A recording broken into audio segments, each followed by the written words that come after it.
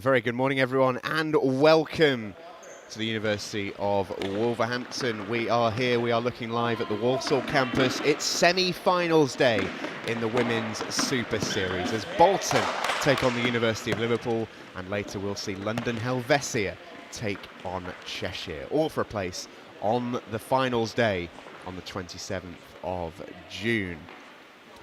Can't wait for this one. Stephen Jameson and Isaac Barrington here with you. We'll be with you for all the games today. A real tough test for Bolton up against a very strong University of Liverpool side. They've been a team racked with injuries, but a great qualification up against a very good Birmingham side last week. That's placed them here in the semi-finals. They caught up with both coaches, both from Bolton and the University of Liverpool, a little bit earlier. Danielle, a sensible place to start. Seems like the draw and the fact that it's Bolton that you're up against today. What was your reaction when you first found out? I think our first reaction was we were just really happy to actually get into the semi-finals. We were all online watching the games last week to see how they unfolded, and we wanted to get here. We wanted to get into the semi, so we're lucky, I guess, in the way the games fell, that we have come through as kind of best place runner-up. Bolton, we've watched a couple of the games. It is a different side that they throw out kind of every week, and we've actually played them in a pre-season friendly as well, but we're not going to take anything from those games really, because we're probably going to see a different side today. I think they've been unfortunate with some injuries and stuff, so yeah, I mean, delighted to be here, and I think you're going to see another really good game out today. And of course you weren't present here last weekend. It was Joe Ryan who took charge. Have you had a chance to watch that game, and what did you make of the girls' performance? Yeah, I have. Myself and Joe work really close together. We take the training week in, week out together, so we're basically speaking every day about futsal. So yeah, I have watched it back. The girls were really, really good, quite clinical as well, and we had a couple of new players come in as well who kind of boosted the squad. I'm sure as you've seen, we've got kind of the same squad every week, and they're just a great bunch of friends as well, which helps. So they all know how each other play now. Hopefully moving forward that'll be the same. What would it mean to your squad if you did reach the Summer Showdown final? Yeah, like I've said to you previously, we just wanted to get out and play, and it's been really good, but now we're in this position, we want to go forward and we want to win it. Obviously playing Helvetia a couple of weeks ago and we lost. I think we started off a bit slow watching it back. We want the opportunity to play them again and kind of to put up at least a good fight, but I think we can go out there and beat them. Best of luck today, thank you. Thanks very much. Mick, we could see just how much it meant to you and your team at full time last week. What's your analysis of the past 3 weeks which have got you to this semi-final today?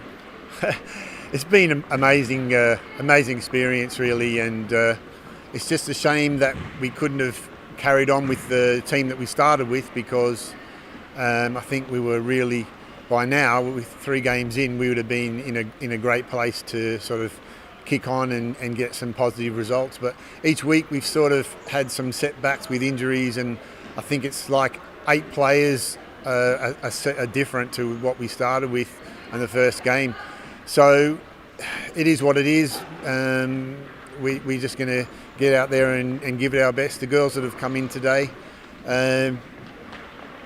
well, they got good individual quality. It's just whether that we can gel together in the time, and you know, whatever happens, and I'm really proud of the girls and the effort we've made, and for the how far we've come as a club over this short period in the tournament. So no, I'm all real good.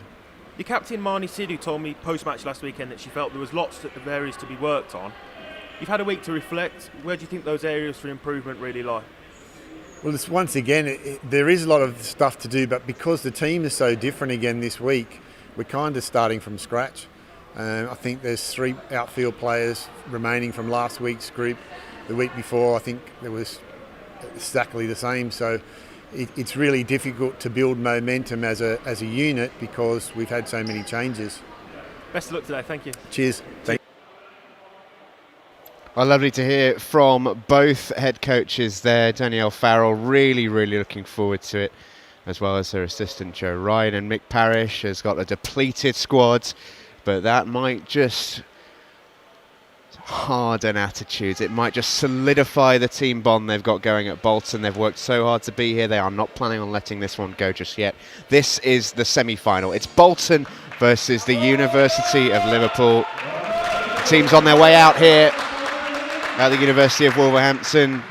It's got that big match feel, Isaac, and for the University of Liverpool, they've been so dominant, apart from that game against Helvetia, which was very, very competitive. For Bolton, they were dominant, and as the injuries have gradually slipped through, they've just had to scrap and battle that a little bit more. What are your expectations of this match coming into it? I think I see Liverpool as the favourite. It's a worry for Bolton because of their depleted squad and the sheer amount of injuries that they've got, but we'll have to wait and see what happens. It'll be an interesting game. Well, let's take a look at the teams then. We'll start with Bolton, who are the home side in this semi-final. Their goalkeeper is Joy Lowe. Zara Musker played almost every minute of their last match against Birmingham. Michelle Brindle, Leah Embley and Meg Boydell complete the starting five. There's no place for Marnie Sidhu, who was ruled out late for an injury last week. She didn't pass her medical. Only 2 substitutes for Bolton. For University of Liverpool, they can call on a full-strength side. Hannah Austin has been consistent in goal. Emma Lysons was phenomenal last week in their final match as they won out 10-2 against Reading. Charlotte Newsham has arguably been the player of the tournament so far.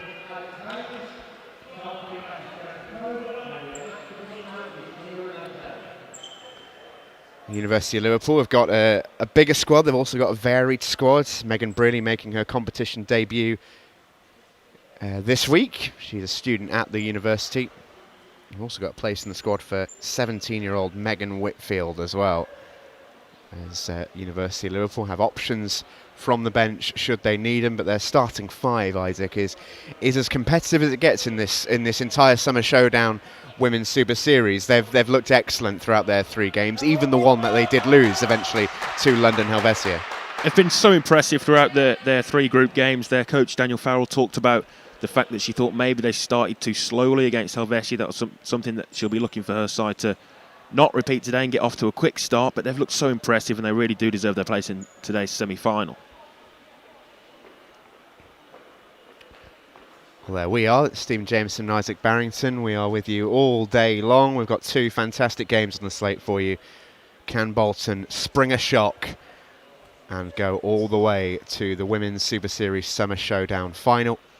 Or will it be University of Liverpool, who qualified through as the best runners-up in the 3 group stages? Will they be the team to get over the line and make it to the grand final?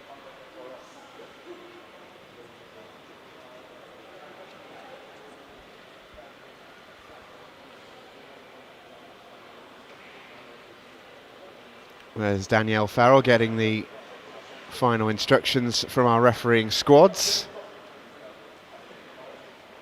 She was in great spirits earlier, Danielle. Caught her and Joe a little bit earlier whilst the teams were warming up. They both do so much work with their University of Liverpool squad. It's a university team in name, but not necessarily in matter. Quite a few of the players are alumni of the university. There's only a few who are current students, as well as a couple of youngsters who aren't quite of university age just yet, like young Megan Whitfield. But Joe was particularly pleased with her inclusion in this squad. She made her debut last year at 16 years of age. Started with the under-14s a few years back with his Project Futsal Youth Project. It's brilliant to see that pathway for the players as well, to be able to work up through the ages and reach what is such a great level of futsal here today. We're underway. Zara Musker kicks us off, and forward come Bolton immediately. That's Leah Embley scampering down the left-hand side. She's seen away by the University of Liverpool captain, Kat Moran. So Emma Lysons on the kick-in. Her and Charlotte Newsham are the deadly duo to watch. They've led this University of Liverpool team to some fantastic performances so far. Here is Charlotte Newsham, the tournament's top goal scorer. She was in the referee's bad books last week with an early yellow card and then a couple of challenges, which I think Joe Ryan, that just led him to just take her out of the game that was already won and not risk losing her for this semi-final. I think that was a really sensible decision from Joe Ryan, who was in charge last week for Liverpool. First shot in anger comes in. That was from Sophie Semner of Bolton. Charlotte Newsham picks out Emma Lysons. Well, very nearly picks her out. It's a lovely bit of vision from Charlotte Newsham. Couldn't quite pick out Emma Lysons, who has been superb all the way through this competition. Both those two have really been the flag bearers for this University of Liverpool team. Charlotte Newsham does a lot of the running through the midfield area, but Licence often plays that fixed position. And don't be surprised to see her roam forward from there. She does love to get forward and help out with the assists and the goal scoring. Yeah, she got a goal right at the death of the game last weekend. I remember saying it's so deserved for her to score that goal. It was a really strong performance, as we saw in the 2 weeks prior as well. Really strong performer along with Newsham. Robson's over the kick in. Here is the University of Liverpool number 7. Feeds it in towards Erin Slade, who couldn't quite turn. Zara Musker was strong and now takes on Licence, who was strong in the tackle. Zara Musker, the Bolton captain, who really put in a captain's performance last week in a depleted Bolton side with 4 of their best players all injured from that first weekend's game against Bedford, where they were terrific, 7-1 winners in that match. As Mick Parrish told us earlier, they've been absolutely cursed with injuries in this summer Showdown season. And ever since then, they've had to really grind and graft and battle their way through their group, which was very, very tough.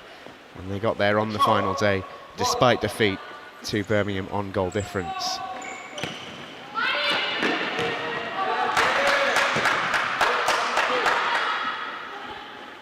I think Mick Parrish somewhat sees this as a free hit today for Bolton. It's a semi-final, of course he'll want his side to win, but he spoke so much about the progression of the club, how proud he is of his players, and you could see at the end of the game last week the emotion all pouring out as he did reach the semi-final with this Bolton side, but just really given licence to his side to go out and enjoy it and express themselves out on the court today. Never bad advice anyway for a semi-final. Might just allow Bolton to play with a little bit of freedom. The pressure will certainly all be on the University of Liverpool. Here is Newsham, who managed to pick out Moran. No way past Musker. And you can certainly feel within the venue, Isaac, the Bolton bench. There's a couple of mums and dads, friends and family in the crowd just below us as well. They are loud. They are getting right behind this team. They are. Now then, chance for University of Liverpool. That's Slade, well blocked off by Embley.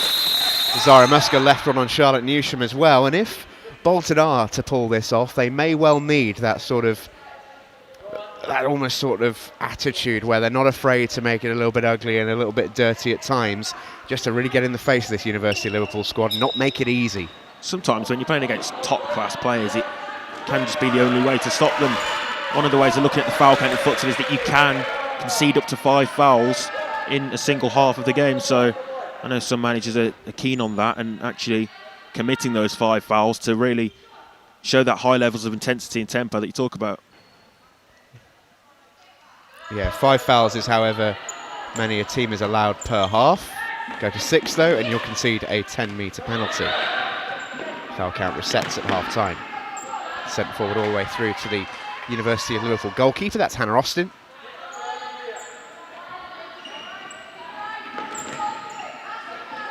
Licence picks out Slade, playing as the pivot, turning as the pivot. Works his way through to Newsham, and the pass was loose, and Newsham is furious with herself. She knows that's a pass that should have found its home, and Erin Slade was in if it did. First real opening though for Liverpool. Just managed to break through that first line of defence. That's a lovely looking ball now to Sumner. Couldn't quite, sorry, not Sumner, Meg Boydell. Couldn't quite keep it in. It was a lovely bit of vision. Warning for this Uni of Liverpool team that they won't have it all their own way. It's good work by Slade, excellent hold-up play. And she's brought down. We talked about Bolton being up for this, getting aggressive, getting stuck in. It's another free kick given away, 16 minutes 40 still left to play, and already 2-0 in fouls. Yeah, if you are giving away those free kicks, you do want them to be sensible fouls, professional fouls, for want of a better phrase, but you don't want to be giving away cheap free kicks. Newsham will strike this, and hard, straight at the calf of Zara Musker, who gets the block in, and that'll be a University of Liverpool ball. It's mystified everyone, I think, but the referee had a good view on it. It will be a corner for the team in blue.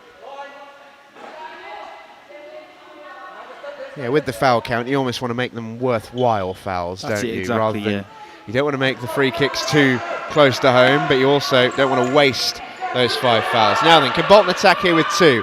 2v2 for a moment. And Emma Lysons quickly across to shut out the light in front of Sophie Sumner and get University of Liverpool back in possession with Newsham. Loose pass from Newsham, cut out by Embley. When Newsham is so dangerous is when she's given that licence to run. She's a great athlete, really quick and strong. And if she can find space, that's where she'll be most dangerous. This is Slade through the middle, dancing feet. Now Newsham tries to feed it back to Licence. It does find a way there eventually. Now Slade again. And Kat Moran with the shot, and a good save by Joy Lowe. That was well worked by University of Liverpool. We've not actually seen too much of Erin Slade in that sort of hold-up role as the pivot. She's doing that really well so far in this match. She started really well. I just think it's that patience for Liverpool that they'll need. Oh, Boydell with an early chance, you know. A little bit of uncertainty at the back there for Hannah Austin. Didn't know whether to stick or twist, and a couple of signs, especially down this Bolton right, that they've got the capacity to pick out Boydell on the move. Yeah, that's twice now that ball's been played down into the right corner of the court, and a couple of early scares for Liverpool. Slade finds Moran, works it back to Newsham, has Licence on the right.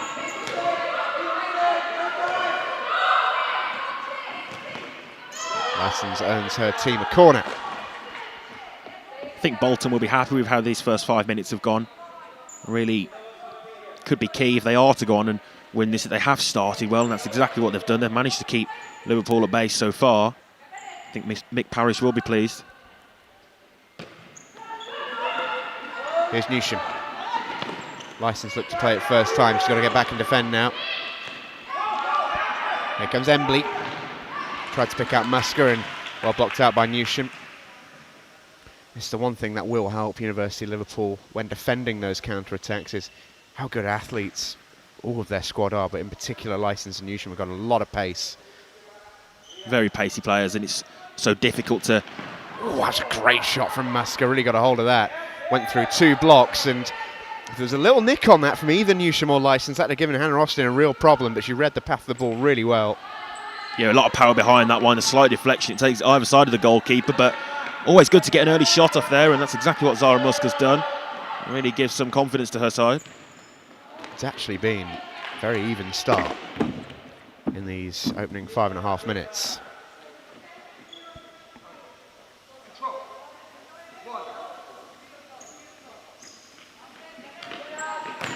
Sumner shut out by Newsham, who just played the cross blind, and Embley was there to block Slade. I think you can see the intent though from Liverpool pressing high up the court now. Newsham won the ball back high. When you win the ball back in those areas, it inevitably leads to chances.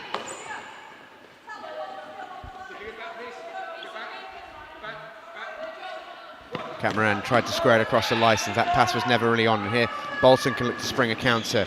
Charlotte Newsham gets the block in. She will cover that court. Every single plate of laminate flooring. Can't quite say blade of grass in a futsal court, but that's the reference I'm going for. Great engine on Charlotte Newsham. Licence finds her. That's a great ball. Slade, first big chance. Great block by Lowe. Made with her head in the end, I think. Really brave goalkeeping. Good feet by Musker. And the pass is on through the middle. Now then, Meg Boydell has a 2v1. Can't quite find the pass. Licence was there, and now this game is stuck in a transition. It's a terrific sliding challenge by Leah Embley to shut that down. The match just exploding into life. Both teams with good chances. How much might Bolton in particular be made to rue theirs? Well, we'll have to wait and see, but definitely that was a brilliant chance there. Should have just perhaps taken the shot off, tried to validate the second post ball. We can see there how quickly a game of futsal can go from end to end at either end of the court. 1 second it could be Liverpool going ahead, and moments later perhaps it should have been Bolton. It was a brave save by Joy Lowe. Here's Erin Slade. Ball can't quite squeeze its way through. Musker, game opening up, skips by Licence. And Musker can't quite keep the ball in play. Substitution to be made for the University of Liverpool. Hannah Kenny is on. Here's the previous save. Lovely pick out by Newsham. And it was good, brave goalkeeping. She covered the angle really well there, came out and smothered. Really good goalkeeping. Licence scoops into the path of Slade, who, again, playing in that pivot role, trying to bring others into play. You can see there the reaction from the Bolton bench. They are in this, absolutely kicking every single ball. They're very much in this, and Zara Muska's just starting to find a little bit of space in those central areas of the court, and she's certainly the player that Liverpool perhaps have to be most wary about. Newsham to Licence. Spin will keep that in play, I think, for Slade, but actually Bolton can turn this over. Can they build from the back? They'll try to. Go all the way to Boydell. Scoops it back to the keeper, that's clever. Joy Lowe there didn't look too comfortable, and Slade is denied by Lowe, and eventually Bolton will scramble that away. Only as far as Licence. Shot comes in, there's the goal! And all of Bolton's hard work undone. A real mixy spell at the back for the goalkeeper Joy Lowe, who couldn't keep out the final shot, and Licence picks up where she left off last week with the game's opening goal. Yeah, the goalkeeper will be disappointed to have given the ball away initially, but then Bolton had chances to get it clear again. Complete mishap at the back, and that high pressure up high on the court from the Liverpool press. And Emma Licence never seemed like she thought she was going to miss. Brilliant finish past the goalkeeper. Initially thought it was really clever play by Boydell, but Lowe did not look comfortable with the ball at her feet, did she there? Just wanted rid, looked a bit nervy. I think she just tried to clear the ball down the court, completely missed. It was a fresh air shot in the end, and then it's that second bite of the cherry when they had a chance to clear again and failed to do so. When you make two errors like that in quick succession, it's disaster waiting to happen, really. So the game's opening goal. 12 minutes to go of this first half. This is Slade in towards Licence, well cut out by Embley. She will really have to put a shift in. Zara Muska's taking a breather at the moment. She's actually getting a little bit of treatment over on the far side as well, which will be a worry. The last thing this Bolton side need is another injury. And the fact that they've only got one outfield substitute as well, that's a real worry for Bolton. Slade will try and get on the end of this. Well shut out by Boydell. Great effort, just shot across the face there by Hannah Kenny. Comfortably wide though of Joy Lowe's post. So who's come on is Tamsin Bino, the Bolton number 4. She's going to play in the pivot role, but Zara Muska there, Bolton captain. Surely can't lose another player. She was going careering into the advertising hoardings towards the University of Liverpool bench not too long ago. Hopefully it's just a bit of a physical knock. We saw last week how tough these Bolton players are in terms of that. It will take something to rule them out of this game. I hope it's not anything serious. You mentioned she went into the advertising boards around the edge of the court. There isn't much runoff here at Walsall campus, just perhaps took a heavy blow. Also maybe a little bit of floor burn as well, because that doesn't tickle. If you just get it wrong, don't quite time your slide right, that really is a factor, isn't it?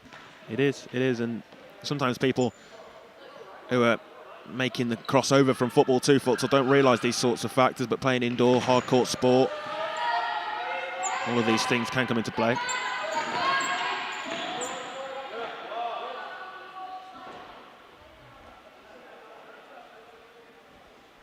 It'll be a Liverpool ball.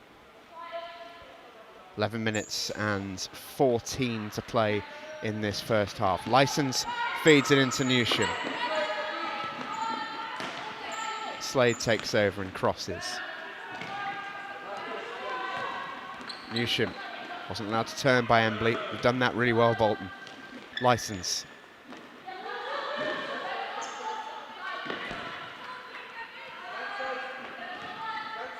And here's Newsham.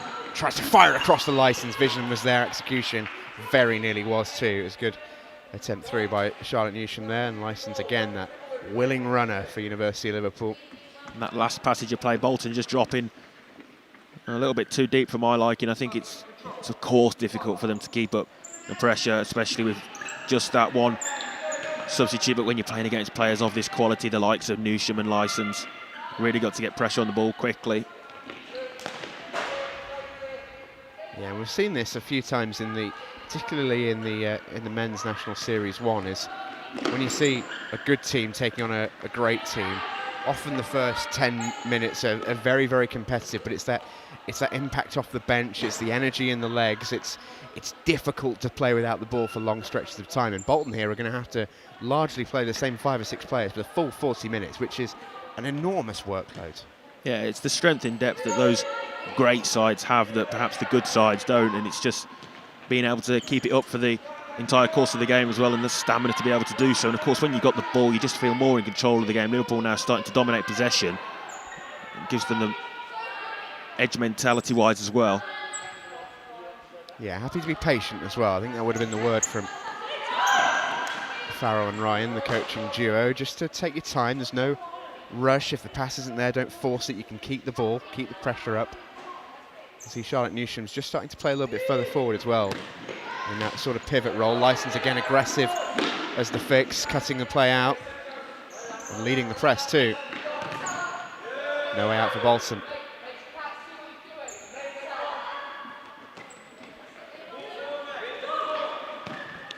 Emily picks up Sumner. Newsham. It's dogged defending from this Bolton team. Liverpool corner. Licence. Newsham squares it towards Slade. Licence will drill it back in again. Another block. Be more of those before the day's done. You mentioned about Liverpool needing to be patient as well, and I totally agree. I think they won't be worried though. They won't fear that they won't score goals. They scored 22 in their 3 group games. It's the most of anybody in those 3 groups. We've got the current top goal scorer of the competition as well on the picture there, Charlotte Newsham. So they can afford to be patient, and there's definitely more goals for them left in this game. It's Michelle Brindle, the number 5, who's made her way onto court. Licence strikes it over. And Zara Muska's about to make her way back on as well. Michelle Brindle, I thought, played really well last week against Birmingham. He had to, as I say, really battle it out. But Mick Parrish, just speaking to him before the game, he was actually quite pleased by how they played in an attacking sense. He was a little bit worried before the game that they'd struggled a little bit to create chances, but actually it was an even game against Birmingham, which should give them hope for this semi-final, the sense that they can compete for as long as necessary. In comes Zara Muska. I think Bolton very much always looking to move forwards. That defeat last week won't faze them really. They're very much focused on today, and plenty of positives they could take from that game last week. The dogged defending, but also the attacking players you mentioned. It's not all about scoring goals. They did create chances. They could have scored goals, and that certainly I don't think will be a worry for them either. Danielle Camp has come on for University of Liverpool. Here she is. She's got a couple of great goals last week. She's got a really powerful shot, Danielle Camp. Yeah, rocketed one in from about half court, didn't she? Charlotte Newsham there, just holding her knee and jogging on. Last thing this University of Liverpool team would need is an injury to their star player. Keep an eye on that. This is Brindle. Her sister Hannah, another one of the forced absentees from last week's squad, as this threadbare Bolton squad ploughs on. It is threadbare, and I think they'll miss their captain, Sidhu, as well. She just seemed to hold everything together in a way for Bolton. She did play in that fixed position, can be so important position out there on the futsal court. Just lose that spine of the side, if you like.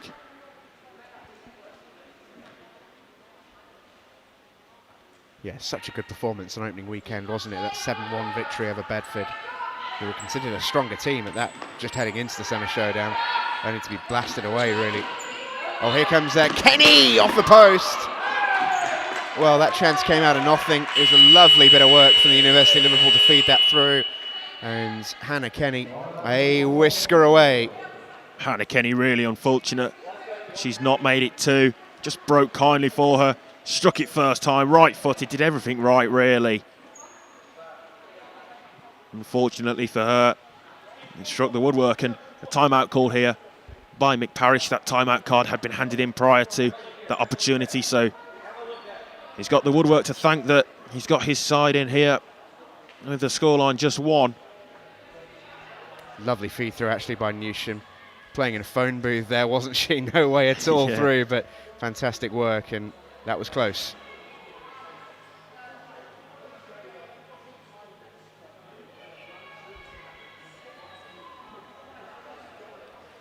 What will Mick Parrish be saying to his team here? I think, not knowing him intimately, but I think he's got to be fairly pleased with how this side have conducted themselves over the opening 12 minutes or so of this match. I'm sure he'll be pleased with the manner of the performance as well. And until they conceded that goal, it was a very even game. And then since then, perhaps Liverpool have started to take control of things, but without another goal to show for it. So that again will please him.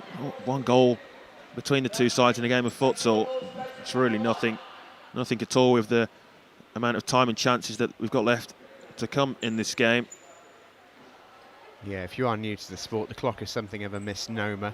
20-minute halves, if you're expecting it to the match to last 40 minutes, you are sadly mistaken. You can almost think that it really is as a game of football. They end up being similar times.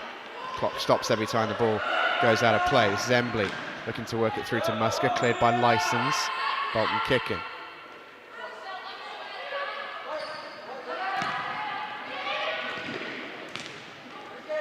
Brindle. First real spell of Bolton possession as they work the positions here. That's a lovely looking ball to Musker. Now then, goes down, looks around at the referees. Mick Parrish wants a penalty, that's for sure. What a pick out it was, what a run it was. Was it a penalty? It was a really strong claim for one. I think the fact that, well, no real contact. I think just anticipated the contact, and Musker got there first. Prodded the ball past the goalkeeper, but wide. Hannah Austin's actually been quite intelligent there in just pulling out of that challenge and not committing. Read it really well. Yeah, first time thought she might have just brought Musker to ground, but there was no strong contact. Austin did pull out, realised the danger of potentially giving away that penalty. Musker, Licence was strong. Musker and Newsham then do battle, and Musker loves that side of the game. She'll stick in. Kenny does brilliantly to attempt to bring that down. I thought she was going to for a second there. But what a ball it was to pick Zara Musker out. It was a brilliant bit of vision. It was an even better run. Brilliantly. Just give Bolton a little bit of hope, won't it? They are creating. Yeah, it was That's a foul. It was a wonderfully great thready position pass. for a free kick. Emma Licence with the foul, just clattering into the back of Musker, who stayed down. Be a concern in that sense, but if Musker's okay to continue, what a position for a free kick this is. Their first free kick for this Bolton side. See what they can work from it.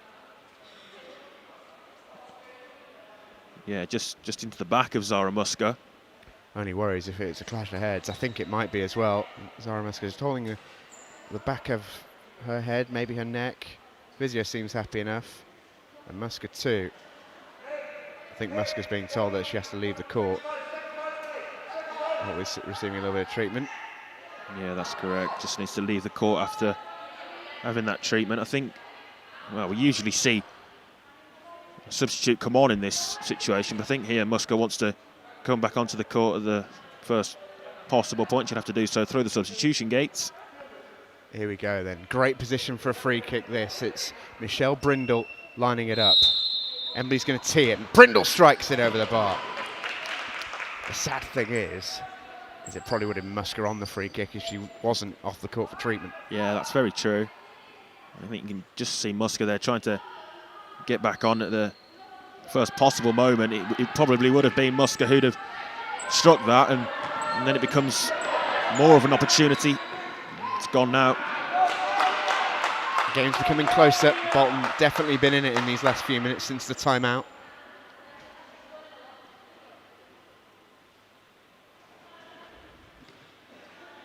This is Licence, finds Camp.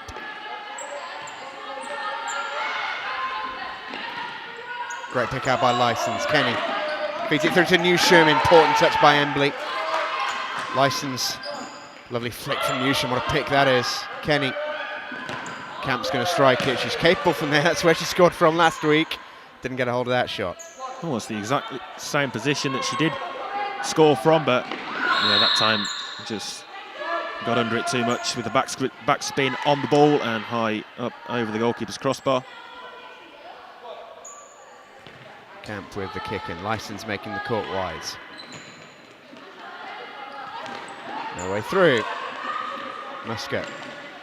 Now then, chance, 3v1 for a moment here. It's fed through towards Embley. Can she get the shot away? No, Licence shuts out the light. Brilliant bit of defending from Licence. Liverpool on the back foot here. Embley again. And the attack just breaks down, but they will start from base. Bolton are just working their way into this game. Half almost having the opposite trajectory to what we thought it might.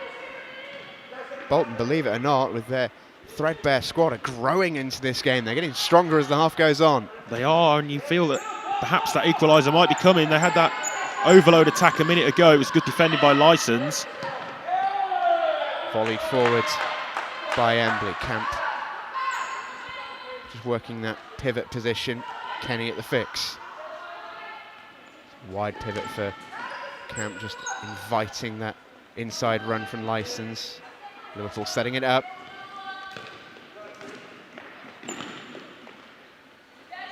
There it is, the run from Newsham. Well picked out. Tried to poke it through to Camp, and Bolton read the situation.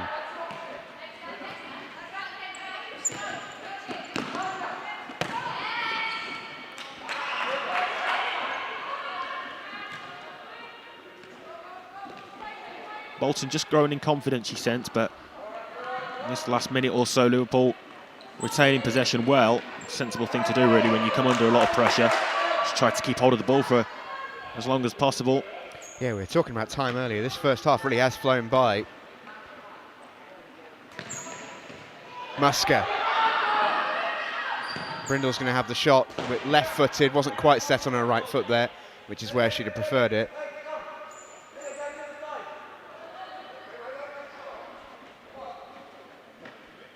This has been a tight affair. Kenny, risky. Embley cuts that out. Has Muscat for support. Muscat's going to strike this one. Didn't need any further invitation. Fairly comfortable save in the end for Hannah Austin. But if you're University of Liverpool, you don't want to give away any easy chances like that. There's a loose ball in the centre of the court. Just not enough care and attention on that pass, and they're giving it to a player like Muscat, inviting her to shoot. Would have taken something special to beat the goalkeeper from that sort of distance. Muscat took on the opportunity. Clever. Embley, side netting.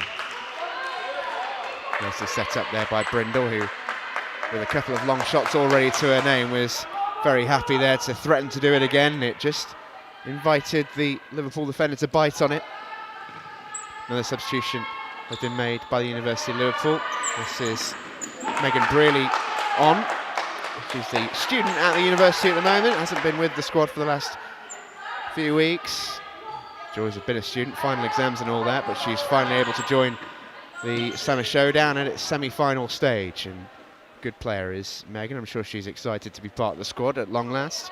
Danielle Farrell has been really pleased with how her girls have been operating in the group stages, especially. 2 standout victories by big scorelines, and that very close run thing with a very strong London Helvetia side, which of course could still be the final.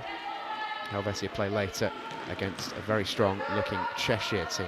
Yeah, looking forward to that one. I think Cheshire were really strong last week. It'll be interesting to see what sort of fight they can put up against the undoubted favourites Helvetia.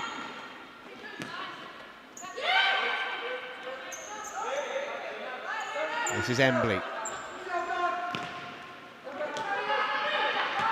So for Sumner, picks up Brindle. It's a lovely ball. Brindle shoots, and Austin is down low to her right. I think the pace was just taken out the shot by a little nick off Licence. Helped out the goalkeeper, but the accuracy was there. It was a lovely line. Here is Brearley. Looks to find Camp, no way through. Sumner. Oh, lovely looking ball, and that had to be intercepted by Licence. It was Embley on the charge again. Right place, right time again, though. Defending there, Emma Licence. Potentially goal-saving, just interception. Well, we saw her do it all last week, but her defending in particular in this game has been very good. It's had to be. Corner taken, set back to Zara Muscat, who's going to strike this in towards goal. Easy for Kenny to block and recover possession.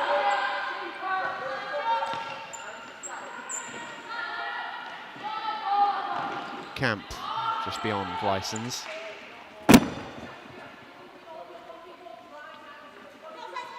think Bolton have really come out the traps really well since that timeout.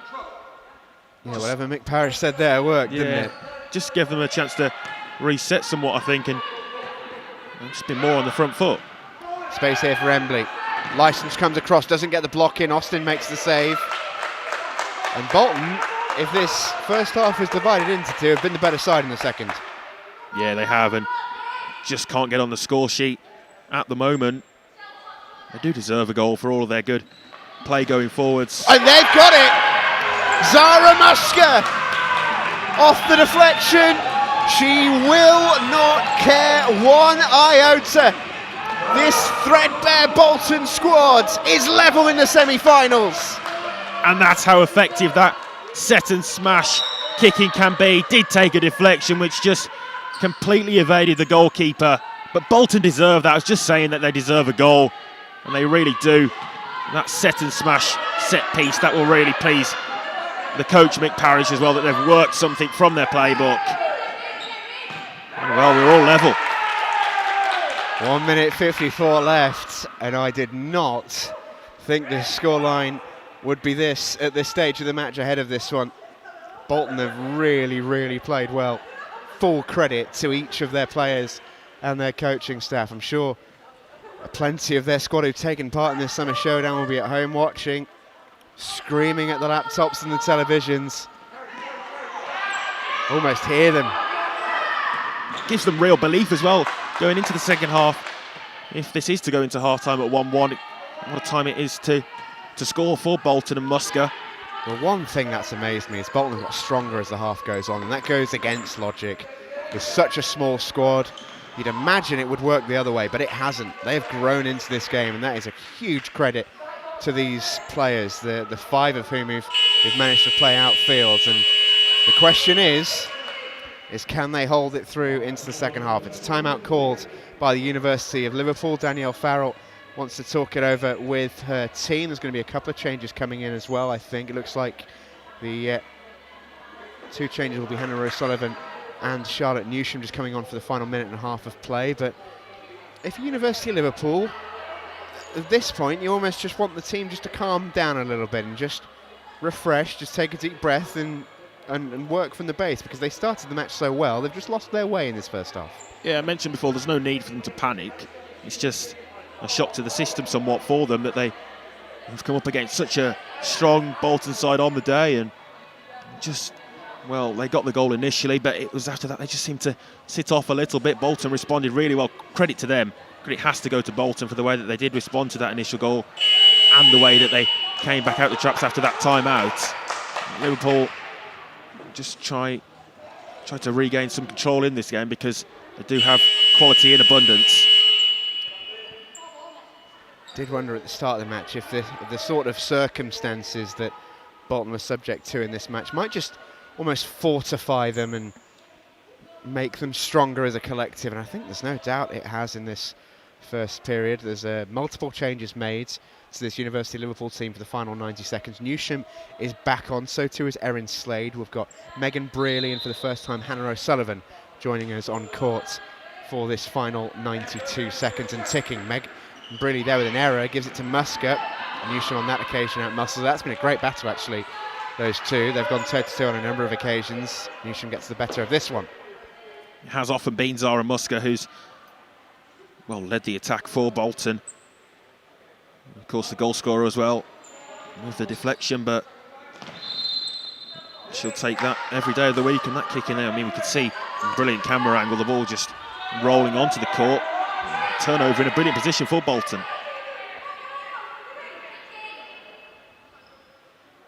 Embley will take it. Will it be the same set and smash that we saw a little bit earlier, which got Bolton their opening goal? No, it's played into the middle towards Sumner. And be retaken by Bolton. Yeah, very similar position though.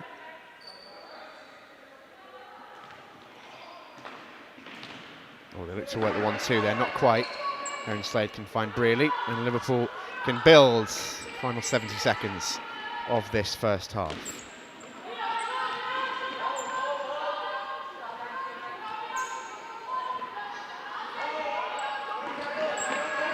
Newsham drawing a couple of players. Slade looks towards Newsham. Brindle was there and was calm in possession to find Sumner, who can drive this Bolton team out. Newsham did well to get back at it. But impressed with Sumner. A couple of lovely passes from her as well. And a valuable part of this Bolton sides. 45 seconds remain in this first half. 1-1 in the semi-final. Newsham looked to pick out O'Sullivan. Ball straight out of play. This first half just petering out a little bit since that equalising goal. I think Bolton happy to go into half-time level, and Liverpool just trying to compose themselves. A little bit of back and forth out there between Newsham and Muscat. Wonder what they're saying to each other. I think it's friendly. Interesting though, that battle's been between those two, you'd argue, star players. Yeah, the two linchpins of the squads, aren't they? They both play a very similar role.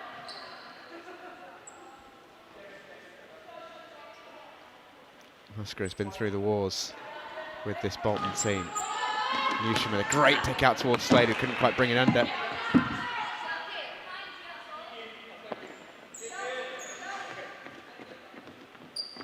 I think for an open half of futsal here today, semi-finals Saturday, what more could you ask for really? It's been a high intensity to the game, level pegging at the moment. University of Liverpool ball. This is Brearley. Final 20 seconds, can they force a shot? Well, Bolton will have the chance to maybe set something up. 15 seconds and change remaining. Joy Low in no hurry. Stays like this. This is going to get a bit tense. So there's some fingernails already being chewed in some places in the northwest right now. This is Sumner. Oh, two Bolton players collide there. Hearts and mouths on the Bolton bench, I'm sure, with the record they've had over the last few weeks. And this is going to take us all the way through to half-time, 2.9 seconds remaining. Liverpool just happy to see this one out. Well, the first half that we didn't really expect, but the Bolton bench is raucous. They are, without doubt, the happier squad heading into half-time. What a brilliant performance from Bolton. 1-1 at the interval. They've battled, they've grafted, and they've got better as the first half has gone on, and they deserve to be level at the least heading into this half-time break. We'll take a look at some of the highlights, and we'll be back with you for the start of the second half. We have absolutely no idea who's heading through to the grand final of the Women's Super Series, and that is exactly how we like it. Could be a nail-biter. Do join us in 10 minutes.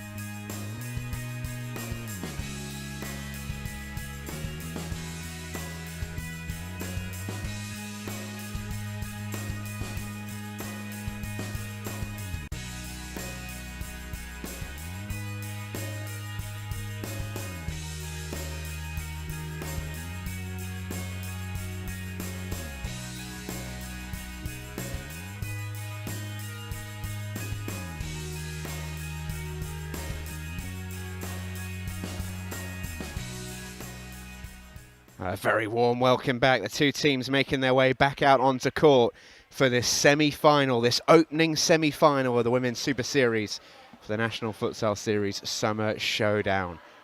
Bolton 1, University of Liverpool 1. The halftime score we didn't know we deserved, we didn't know we needed, but this is all here now for the second half to be an absolute nail-biter. Liverpool get us back underway. Can Bolton keep up the intensity? Can they keep up the pressure on this University of Liverpool team? Isaac, this has been a fantastic first half. So much credit has to go to the team in white. Can they keep it up for another 20 minutes?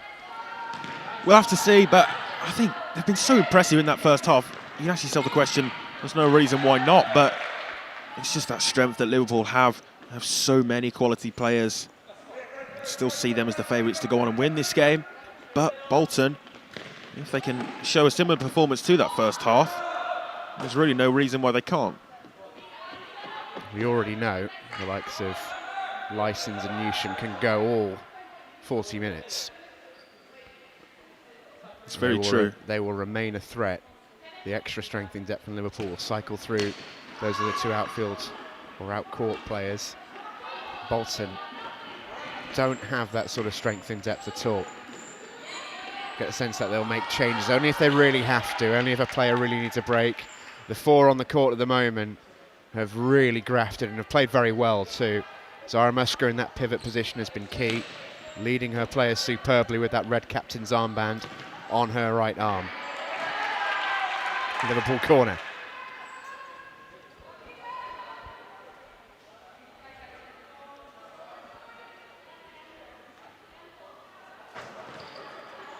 Oh, it was looking for Erin Slade. It was a good-looking ball that actually from Charlotte Newsham. No way through. I think if they can cope physically, Bolton, if they can cope for the rest of this half, it may work in their favour that they've got such a tight-knit group of players. Of course, Liverpool have their options from the bench, but sometimes when you bring substitutes onto the court, you can disrupt the flow. Licensed, lovely way to pass. O'Sullivan just invited her inside with that ball. Here she is again, and again. Slades, Licensed dictating the tempo. Takes a shot from range.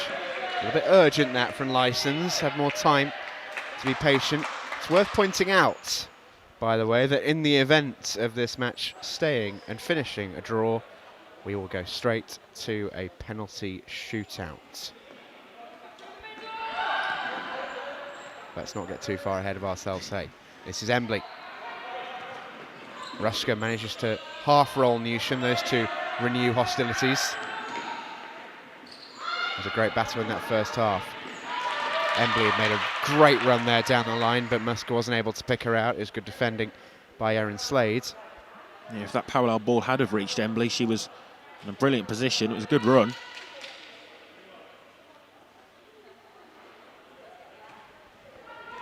Brindle. A little bit of space here for Boydell. Brindle dives in. Newsham rides the challenge. Picks out O'Sullivan. Joy Lowe is out very sharply. Had to be two. Now Bolton in transition with Brindle. She's just going to slow this back down and they'll take their time. Great challenge from Newsham. That was competitive, all right. And she's there again. Header only as far as Brindle, and then Brindle can't quite get it under control. What a Newsham there did challenge. take a bit of a whack to the back of the head from that sliding tackle. She's all right, I think. Yeah, real intent there by Charlotte Newsham in the centre of the court.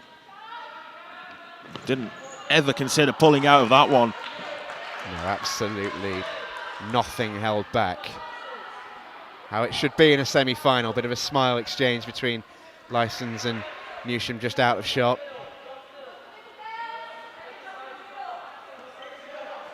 Liverpool don't want to let that desire turn into frustration, though. Talking of going for it, Zara Musker giving no inches, and there was the cruncher from Charlotte Newsham. Reducer. Great challenge. Zara Musker for the second time goes careering into that University of Liverpool bench.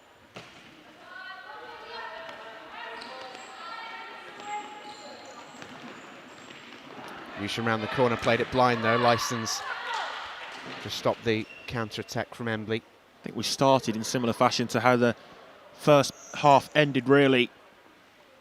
Neither side taking full control of the game, but without creating too many opportunities as well.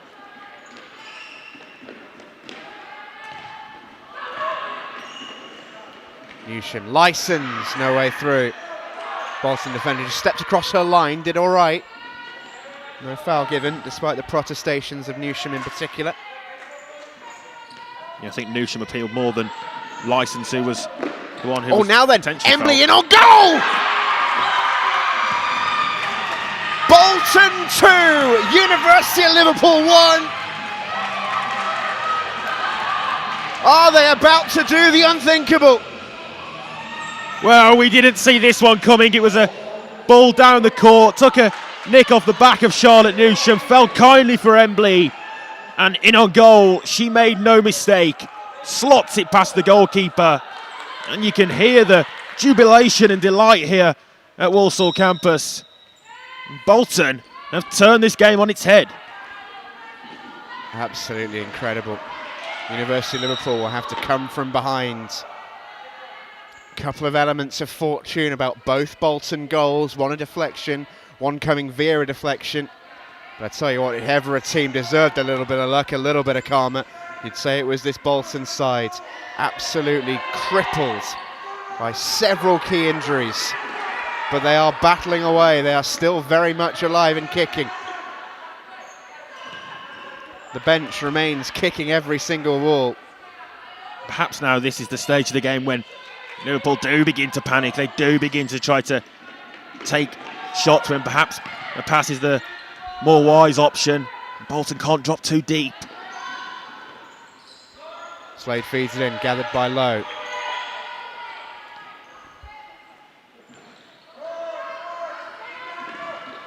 Fed down the line, Brindle won't give that up. She's got a little bit of pace about her as well. The free kick actually has gone Bolton's way. There's Marnie Sidhu, who was desperate to be out on court. Couldn't quite pass the medical that she faced this morning. Zara Musker departs. Brought back on into the fray. Here's Tamsin Bino, the number 4. Saw a couple of minutes in the first half. Zara Musker needed a breather.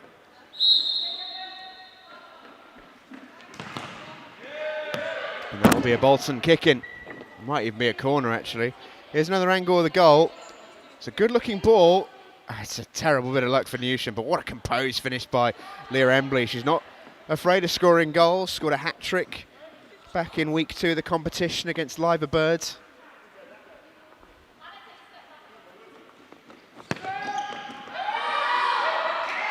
This would be an incredible result if it were to stick. University of Liverpool have to work hard here. It's now on to them to face the bit of adversity, to face the hardship. And now Bolton have something to cling on to. Catamaran couldn't bring it under control. If anything as well, Bolton going ahead will just spur them on even more, give them more adrenaline as they try to get through to the end of this game. Plenty of time left to play though. Yeah, that's the only thing you would say. There is a long, long time left in this match.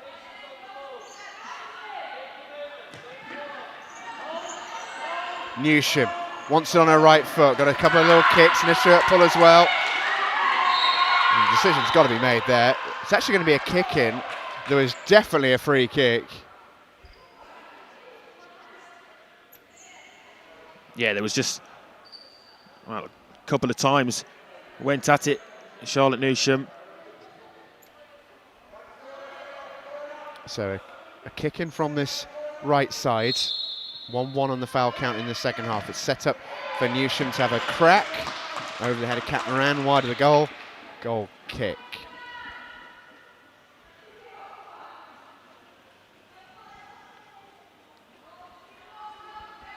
What a performance so far from this Bolton team. Blown away by this effort, and it's a whole squad effort.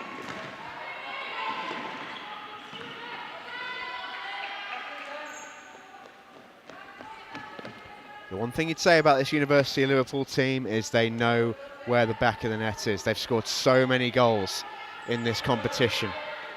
This is Licence, who scored plenty of them herself. Slades. No room for Kat Moran. Every single block, every tackle being roared on by that Bolton bench. They've almost got as many coaches as they have players. That's how threadbare their squad is today. Newsham now beats a man.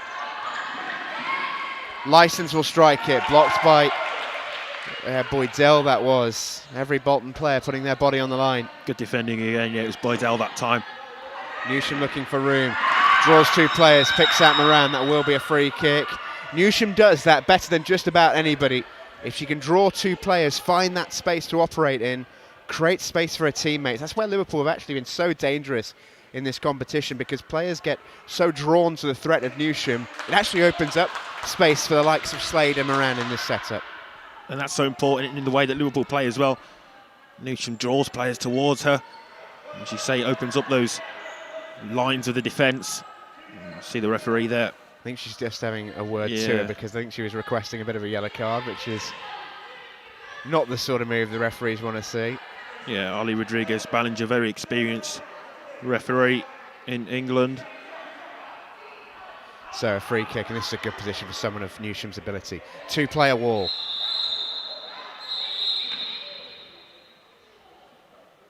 Newsham's got a great strike on it. Joy Low just a foot or so off her line. It will be Newsham.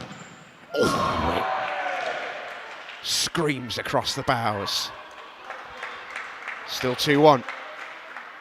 Yeah, Licence was in a great position there, just towards the corner of the court, but nothing else in the mind from Charlotte Newsham other than to just strike that, and she struck it as hard as she could. Oh, and the deflection nearly went in as well. Bolton get away with one there. Now can they counter with Boydell? Licence reads the move forward. She does that so well. And Bolton again quickly turning over. Brindle. And again Brindle.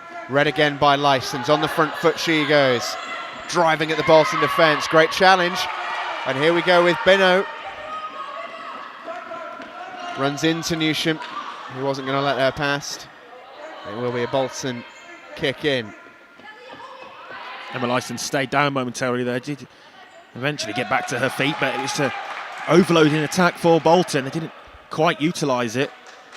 Bolton can't be complacent and just happy that they are the one goal ahead. It really need the mentality of trying to get that next goal and someone put the game to bed. That's a good save from Hannah Austin. Zara Musker just back on.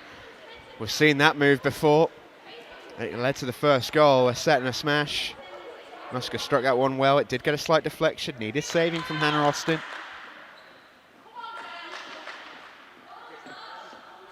One thing this game hasn't been is it's hardly been the Alamo. Bolton have really contributed in a big way to it going forward. They are well worth their 2-1 lead. 14 minutes left. Can these girls hold it on, or will the University of Liverpool and their plethora of attacking all-stars really break through these Bolton lines? Brindle! Whisker wide. So close to a third for Bolton. Well, Liverpool really riding their luck at the moment. Here comes Licence. Newsham. Bit desperate this from Liverpool, if you're uber critical.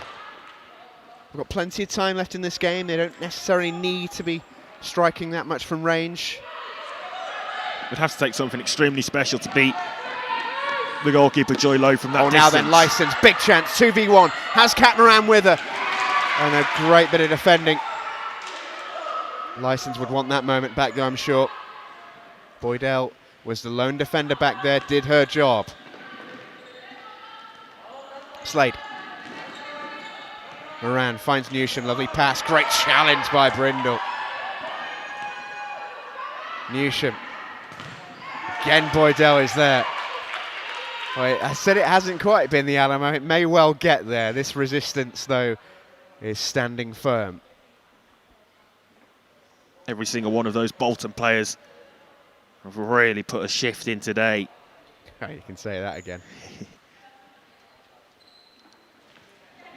License given away to Muscat. And Muscat does so well there. Brilliant feet, draws the foul.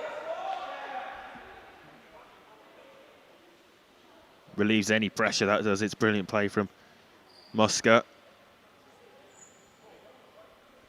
And she has taken her fair share of whacks in this game. Been through 2 different sets of advertising hoardings. Been fouled a few times, hit the deck. Been involved in just about every physical confrontation there has been up front and in defence. Captain's performance so far from Zara Muscat. That will go through to Hannah Austin. License to Newsham. Here's License again. Kat Moran taking up a good position as the wide pivot. Prodded away by Brindle. I think Liverpool can look to utilise that ball into Moran more, though, if she's taking up those positions in the wide pivot areas. Newsham drives across the face of the defence. Uses Moran. Tried to cross it. Handball appeal waved away. License wanted the shot. Muscat tried to catch Hannah Austin off the line, that never was on. But that screamed a little bit desperate to me from Bolton. Liverpool just building pressure. Great ball for Newsham. Moran. Shot was on there, I think. I think Moran realised. The great ball for Newsham. It's a touch harsh, that free kick. Boydell slid in. Yellow cards coming out too for Boydell. She's a little bit unlucky here. I can see why the referee's given it. The ball was won really cleanly, but it did come in from behind. Yeah, I think in futsal, if you go to ground like that, if you do go sliding in through the back of the opponent, we often see the officials penalise and caution the player, which is exactly what we've seen there. Appeals that the ball was won cleanly. The ball was there to be won, but just when you go to ground on this hard court. I think Newsham did well as well, just getting her body in first and making player. sure that challenge was through the back. Now then, good position for a free kick again. It's set for Newsham, left-footed strike. That's a really good save. That's a really good save from Joy Lowe. Lowe did really well to tried to be put on, but good save. Yeah, Lowe did really well to hold on to that one as well, because there was Liverpool players lurking there who should have parried out. Yeah, Newsham showing off her 2-footedness here with the shot on the left. Just kept to hold. License away, Muscat again. Competitive in the challenge. Her and License having a few words with each other. It's getting a little bit heated out there. This is a semi-final. Little bit of needle between the two players. And quite frankly, this is what I'm absolutely here for. Referee's having a little word with Danielle Farrell there. I'm not quite sure what for. Roll the eyes from Danielle Farrell suggests it's for something fairly trivial. Again, it's frustration though for Liverpool, just creeping into everything they're doing at the moment, and got to try to keep that out of it, because they can continue to play the way that we know they can. They can try to break down this Bolton defence and are likely to be successful. License. This is Slade. License with a little bit of movement, read by Boydell. It's 3-2 on the foul count, by the way. 11.5 minutes remaining. Newsham on the left foot. Great strike, good block from Brindle. Muscat stayed down. Newsham gets it again. Slade looked to turn and a crucial intervention from Embley. Muscat is limping away from this challenge, but she put it in. It was a crucial one. It's the definition of dogged defending. There's so many players between the ball and the goal, and every time it just seems to be a block or a challenge at the right time just to get that last-ditch tackle in. Newsham. Slade. Great block again from Boydell. This Bolton team, the walking wounded, and they are putting everything in front of this University of Liverpool side. Couple of changes coming in. It's Muscat who departs. Sumner comes on for Bolton. There's also a switch for Kat Moran coming out. Hannah Kenny coming in for the University of Liverpool. Kenny straight into the fray. She'll take this kick in from the corner. Slade. No one on the edge to set, but it will make its way to Newsham nevertheless. And held by Lowe. See what Newsham's looking for all the time, that space to run into. Oh, would you believe it? And Newsham has got the equaliser. Unbelievable way to give the game away for Bolton. We're back level in the semi-final. And what a sloppy one to concede after so much good work. Absolute disaster for Bolton. It was Michelle Brindle who made the mistake. Just didn't perhaps see Newsham was right on top of her. Great high pressure by Newsham. And she got her just reward. Well, they can't say they weren't warned. That exact same thing happened about 5 minutes ago, and it went straight into the arms of Joy Lowe. On this occasion, though, Bolton don't get away with it. And Liverpool, for all their pressure and for all their launches of attacks from outside the D, get a little bit of luck. And it's all square. 10 minutes left. Can Bolton keep up this effort? Can they keep up the level? Or can Liverpool break the resistance? Here's Slade. Newsham is in so much space, screaming for it. Here she is! Great save low, and that's Kenny off the line! The resistance stands firm. Timeout calls. University of Liverpool want to talk it over. Bolton are just creaking. Wow, well, that so could have been 3-2. Leah Embley, take a bow. Yeah, Embley did really well there to get back behind her goalkeeper. Such a sensible call of the timeout as well. Surprised to see the timeout came from the University of Liverpool, though. Although maybe Danielle Farrell is just using this chance to set something up from the corner. Maybe just reassure her girls just to stay calm and stick in it. Don't get carried away with the moment or the occasion. Probably have been guilty of that a little bit today, Liverpool. Yeah, you're right as well, this timeout called by Liverpool, but such a welcome break for Bolton. You can see the goal there. It was just Newsham pressing so high up the court, chasing lost courses all game long. For Bolton, it's a sickener. They've worked so hard to keep Liverpool out. To give a goal away like that is very unlike them, but also will be a real body blow. This is another fortitudinal test for them to overcome. The goal that Bolton conceded in the first half was arguably an individual error as well, so to concede in that manner twice is so disappointing for them. Kenny sets it up. Newsham onto the right foot. Whistles wide. And now we pass the halfway point in this second half. So still so much time for this Liverpool side to pepper the Bolton goal. Kenny and Lysons exchange passes. That's a clever little ball from Embley. And it's not returned from Sumner.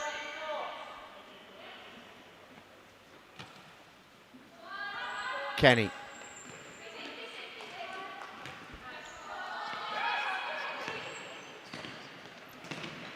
Newsham. Oh, that's good feet. Lysons may fancy this, and another good block from Embley. What a performance, by the way, from the Bolton number 6. She's been terrific. Lysons. Newsham, and there you see the patience from Liverpool. Now they've got that almost, it's not a cushion, but they don't desperately need to score. You can just see it's almost a weight off their shoulders, playing with a little bit more freedom and patience as Emma Lysons just rattles the side netting, rattles the cage of Joy Lowe. Oh, what a good ball that is. Embley on the run. Sumner with it. Embley going to go all the way herself here, I think. Just tried to set it back. It's good defending, actually, from Kenny and Slade over there. No way through for Leah Embley. The fact that that period of pressure from Liverpool came so early on in this half as well really just sets the tone for the rest of this half. Lysons across. The big players for both teams have certainly shown up. Slade, 3-on-1, danger. Newsham, can she get there? Great tackle by Lowe. Heroic goalkeeping again, and now Bolton are on the counter-attack. Lysons across, takes Embley out. Referee says nothing doing. Surprised by that one. Here comes Kenny. A couple of hefty collisions in there first with Newsham on the goalkeeper. Pass from Slade just gave her a little bit too much to do, didn't it? Just showed too much. Here's Kenny. Slade, Kenny again. Can't quite squeeze it in from there.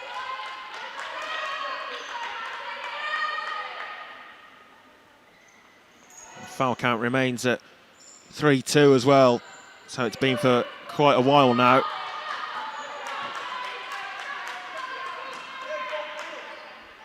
Sometimes in games as intense as this, it is a 10-metre spot kick that can decide them. Slade. No way through for Newsham.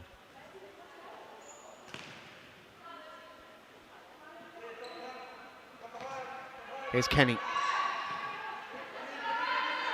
Licence with the strike from range. It will be a goal kick.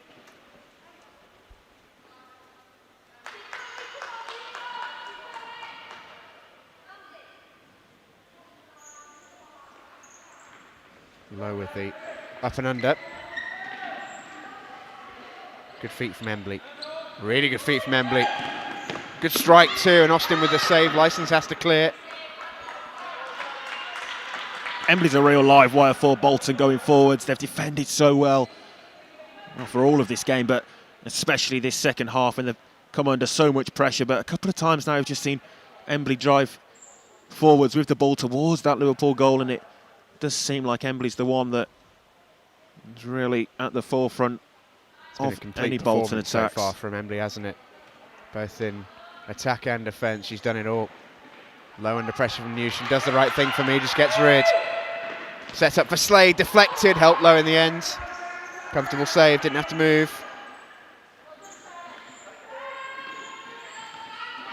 4-second rule, a key thing as well, so Low can't kill the clock by holding on to it, as you might see in the 11-a-side format. 4-second rule ensures that goalkeepers can't waste their time. That's why Low is anxiously looking for a way out there. Almost feels counterproductive for goalkeepers of a team sort of clinging on to be desperately looking for a pass, but they have to, according to the rules. No way through for Bino. Yeah, that 4-second count, more than anything, just pressures the goalkeeper to release the ball. 4 seconds is plenty of time when you're playing to actually have the ball at your feet, assess the options, and then play out. But it's just that pressure that comes from the referee's count, really. You don't want to be giving away an indirect free kick in that area.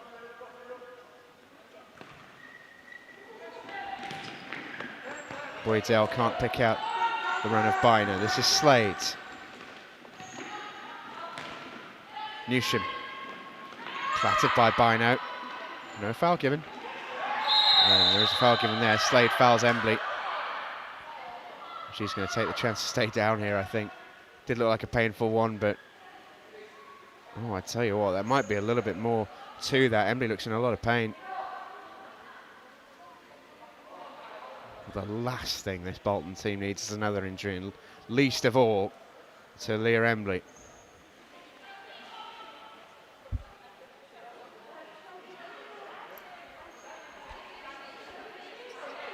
Yeah, real worry here for this Bolton side. She does look in a lot of pain, Embley. I was talking a minute ago about her being the spark in attack for Bolton, but if they were to lose her, and with Zara Musker currently off court as well, somewhat worry for them. Well, there are the Bolton coaching staff. Leah Embley is back on her feet, just putting some weight back into her right leg. I can't tell if it's knee or ankle, but certainly something of a twist in there. And there will be a substitution. Embley will take a breather. Let's hope that's not her out for the game. She deserves to have the chance to finish this one. So too does Muscat. Two of them have been brilliant for Bolton. And once again, are Bolton about to be hampered by the loss of two more key players alone in this match? Musker and Embley both forced off. The two goal scorers, the two linchpins. It's up to these four on the court right now. They're the only fit and healthy outfield players. Musker is back on her feet on the bench though. She's trying to direct traffic over there as well. Which suggests to me she's not too far away from coming back in, and indeed she does get the signal from Mick Parrish. And these 4 players that are on the court at the moment for Bolton, Coach Mick Parrish talked about how they're not very experienced with playing with each other. Good individual talents, he says, but haven't got that experience as playing in a team. It's tested more than it could ever be now in this semi-final. Danielle Camp's come on for University of Liverpool. Tries to pick out Newsham. Does so. Newsham round the outsides. No way through. Boydell, been really impressed with her. She's a dogged defender. Got a good pass on her too, but my goodness me, she defended well. Licence gets in the way of Bino, who's going to check out here. Sarah Musker takes her place. On comes the captain. You'd imagine at this juncture we'll see out the remaining 6 minutes.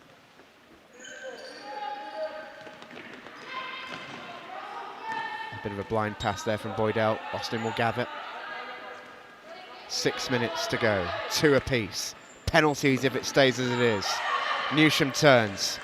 Can't pick out Kenny. Pass was there. It's difficult to thread the needle though. I think the last couple of minutes we've just seen Bolton get back into the game a little bit. Before that it was almost constant pressure on their goal. Sumner. Cut out by Camp. Finds Newsham. Round the corner to Kenny. Camp. First touch wasn't there, shot wasn't there either because of it. Boydell, can Musker get on the end of it? I think maybe at the start of the match, but there you just see Musker managing the energy reserves. She's not going to charge after every lost cause now.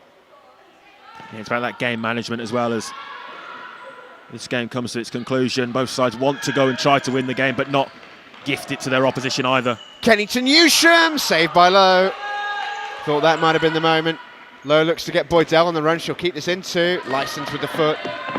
Concedes this kick in. Camp hammers away. All it will take is that one moment, and for a second I thought it was going to be then. Ball was played across towards Newsham. Bobbled kindly. She swung her right leg, just couldn't quite beat the goalkeeper. Brindle. Oh, that's good. Boydell. Brindle again. Just seen out by Kenny. Did well. Kenny with the pass over the top. What a ball. It's Newsham, and she can't quite get it over Low. Not quite enough on it. Was that the chance for University of Liverpool? Musker looks for the wall pass. Licence will get there first. Musker applies the pressure and wins her team the kick in. What a ball from Kenny. What a chance this is for Charlotte Newsham. If ever you wanted someone on the end of it.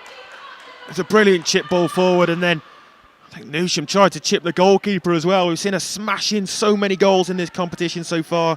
The goal today taking her into double figures in the goal scoring chart, but that time got it all wrong. Opted for the wrong shot. If she could have that moment back,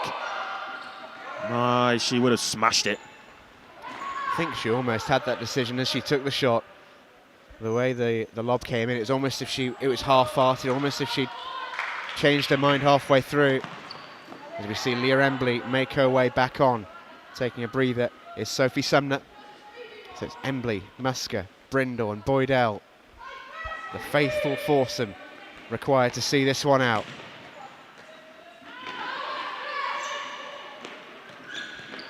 No way through for Brindle. Now then Newsham, bit of space for her. We've not seen this on too many occasions, but the ball will run out.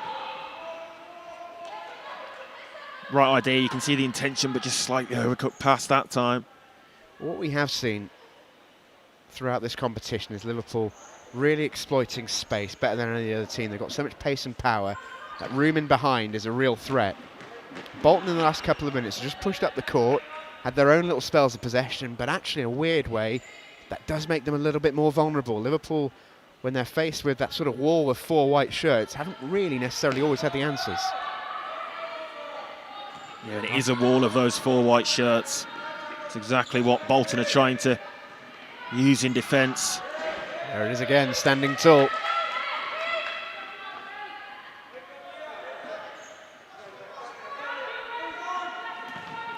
What a ball from Musker. Leah Embley, great block from Licence.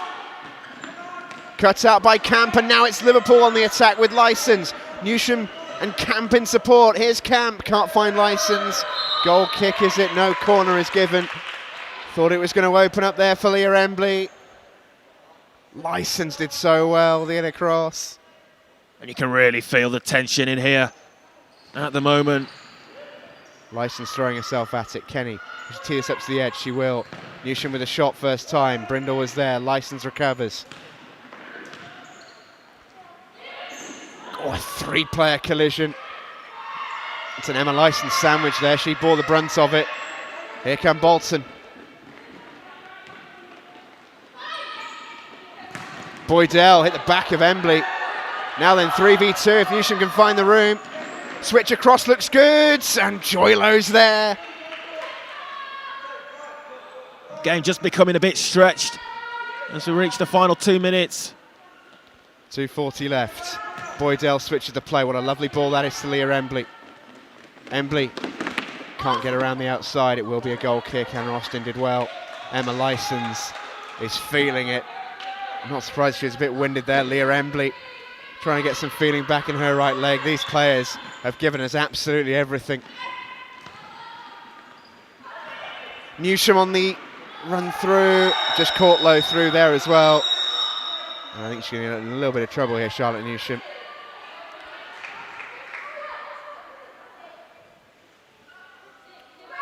Yellow cards given to the University of Liverpool leading light. Yeah, her second booking of the competition there, Charlotte Newsham. Just followed through a little bit, was late in on the goalkeeper. Gets her name taken by the referee, Ollie Rodriguez Ballinger. 4 fouls now for University of Liverpool. 2 more and they're in trouble. Brindle. Embley. Licence gets the foot in. Musker, no way through. Great recovery from Newsham. Bolton's energy levels absolutely remarkable. This 4 have played so much of this game. The support from the benches has been inspiring to watch. Mick Parrish and his coaches, and Marnie Sidhu on the bench there, acting almost as cheerleader on one leg, as you can see. Prepared to be ball girl as well. You rest that knee, Marty. You might need it on the 27th of June if all goes well for Bolton. 2 minutes and 1 second remaining. Will we find a winner? Oh, there are about to be some broken hearts. Boydell dinks it over the top. Musker won't quite reach it. It was almost on a sixpence. Licence had to turn past Emily and did. Can't find the ball down the line though to Kenny.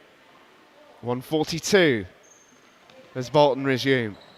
So little left of this game and so close to penalty kicks now.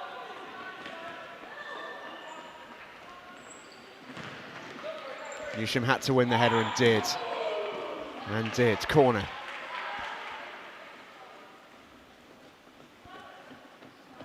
Can Bolton work something on the set piece here? This is their opportunity. Set pieces give them a chance to take a breather but reset mentally as well.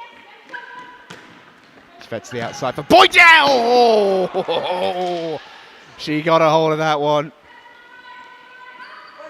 Just wide as Austin feeds Newsham up court.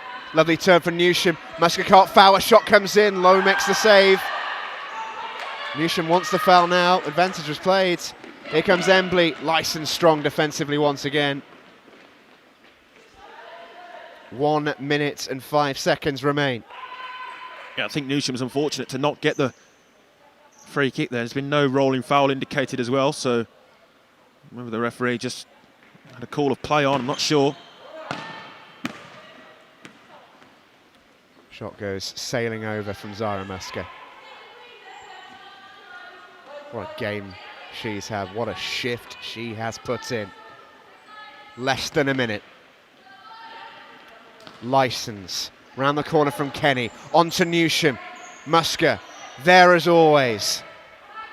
But it's University of Liverpool who are finishing this match the stronger. No great surprise. these are the moments where everything counts now. You've got to give it 110%. Newsham, can she turn? Can she shoot? Not quite. Great block from Brindle. Bolton are running on empty. Can they see it out? 37 seconds left. It's Licence. It's Newsham. It's Boydell with a challenge.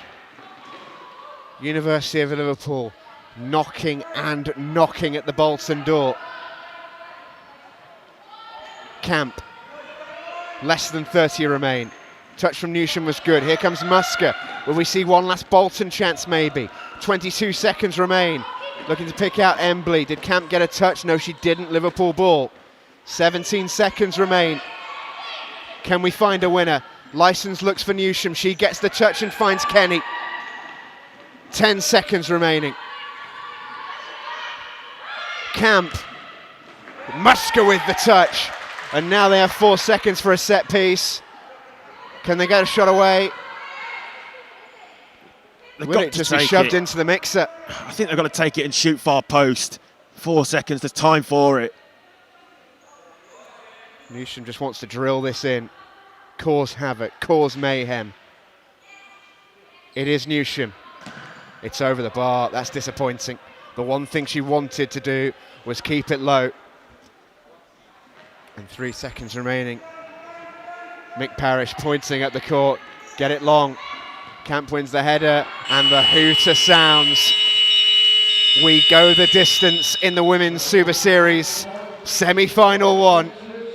Bolton, brilliant Bolton, survive and take it the distance. What a performance from those girls. If you'd have offered them penalties before the start of this match, they would have bitten your hand off. University of Liverpool couldn't quite break them down. We go all the way. Those Bolton players, they are on their last legs. What a performance. It's been an excellent performance and they're out on their feet, and now everything that's gone before has to be erased from the memory. Everything needs to be focused on these spot kicks. Such an interesting predicament. 5 penalties for both of the sides. It has been changed from 3. The new FIFA law in play here. Joe Ryan just having a word with Hannah Austin, offering him some words of advice. I'm thinking Jamie Carragher talking to Jerzy Dudek in 2005 there. Don't think the advice will be the same. But Hannah Austin now has a huge job on her hands. Joy Lowe getting the same talking to on the other side as well from one of the Bolton coaches. These are the biggest moments of these ladies' futsal playing career. To be in a semi-final of this summer showdown at such a great venue with such a high level of competition and being broadcast as well. Everything to these spot kicks. It's all about the mentality. Who can hold their nerve? Opportunity for the goalkeepers as well to make themselves a hero. Joy Lowe, who's made some excellent saves in this game. Austin perhaps not tested as much, but we've seen her quality in weeks gone by. What will happen here as we tensely await the penalty kicks? 5 kicks each, which means every player will get a kick. Unless the score is won before then. Hannah Austin just taking a moment to herself. She knows what a big moment this is about to be for her. What a performance from this Bolton squad, who have given it absolutely everything. Just having a moment in the huddle. Marnie Sidhu looks like she's saying a few words. She's saying, get us to this final. I want to play in 2 weeks' time. I'll be fit. She tried to be fit for today. Knees still in strapping. She had to be kept off the court. Bolton, a team of warriors. They've worked so hard to be in this position. They are not prepared to give it up just yet. University of Liverpool have been some of the stars of this summer series. They've given it everything. 22 goals in 3 games in the group stage. Only managed 2 here today. 2 apiece.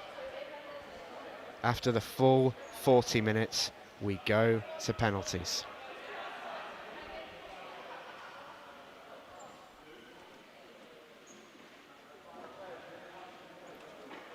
So tense. You can feel the tension here. Just everything riding on it. These past 3 weeks, all the hard efforts and determination shown by the players. They've given it everything, both sets of squads. It all comes down to this for a place in the final against the winners of our second semi-final, which is still to come today. Helvetia taking on Cheshire. I'm sure they'll be watching eagerly as well. A few smiles amongst the Liverpool squad at the back there, notably from players who won't have to take a penalty. Always interesting the order at which he's chosen as well. Do you put your favoured spot kick taker first?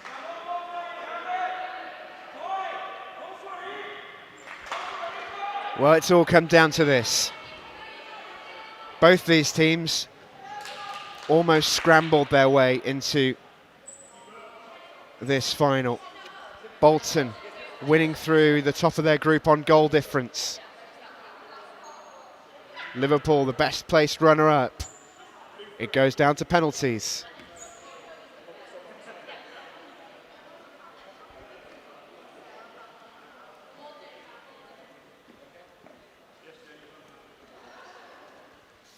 First player then for Liverpool, Catmaran. Saved!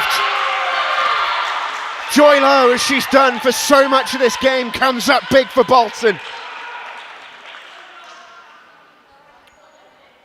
Catmaran denied. The captain will be followed by her opposite number. It's Zara Musker, the Bolton skipper. The walking wounded up against Hannah Austin. Scores! Advantage Bolton. Hannah Austin will be disappointed because she did get a hand to it, but it was the sheer power and pace behind the ball. Great strike. 1-0 Bolton. Erin Slade. Scores! Bullet of a penalty. From 6 metres out, power is everything. Yeah, you have to smash the ball with all you've got from 6 metres. It will be Michelle Brindle. Oh, and it's in. It is just in, and you can see what Hannah Austin made of it. That was a great chance for a save. 2-1 to Bolton.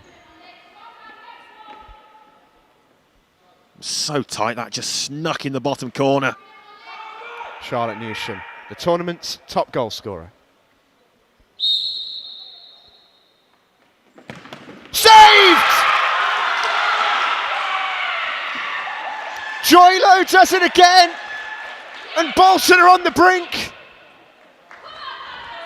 Well, you wouldn't have bet against her not scoring, but Joylo with her second save, she's making herself a hero. Leah Embley to give Bolton match point. Scores, buries it. The Bolton players think it's all over. It's not yet. It is almost. Emma Lysons must score.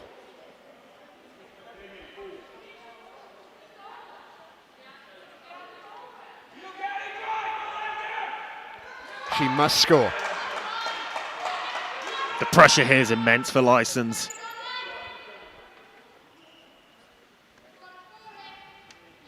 Can Joylo make her third save of this shootout and win it for Bolton? It's Lysons for Liverpool. Scores. Brilliant spot kick. Never doubted her for a moment, did you? She's done all she can there. All she can do is bury the ball in the back of the net, and well, now though the ball's back in Bolton's court. Meg Boydell has the chance to send a bruised and battered Bolton hobbling through to the Summer Showdown final. On her Summer Showdown debut as well. Can she be the hero? It's Boydell for Bolton. Post and out! And Liverpool survive There may just yet be a twist. Bolton still hold the cards. Liverpool have missed 2, but Hannah Kenny can put all the pressure back on Bolton. It's Kenny. It's there. And now it's back on Bolton. They have to score.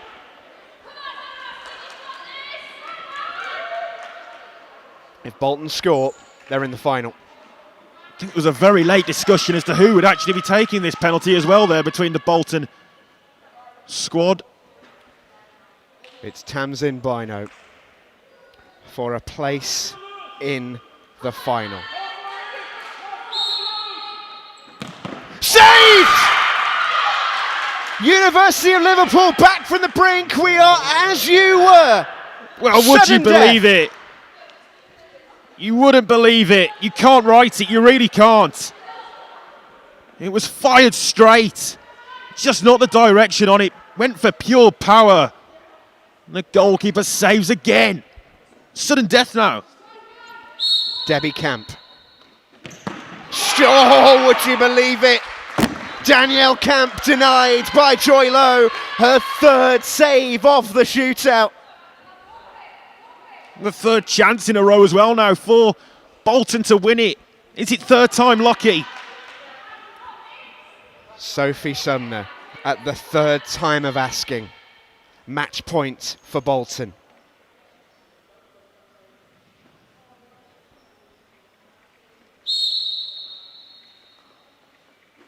They've done it! Beleaguered, battered and bruised. Bolton have made the final. And look what it means. What a moment for Mick Parrish and his young squads, who've had to battle after setback after setback. They are through to the Summer Showdown final. Joy Lowe, the hero, with 3 shootout saves.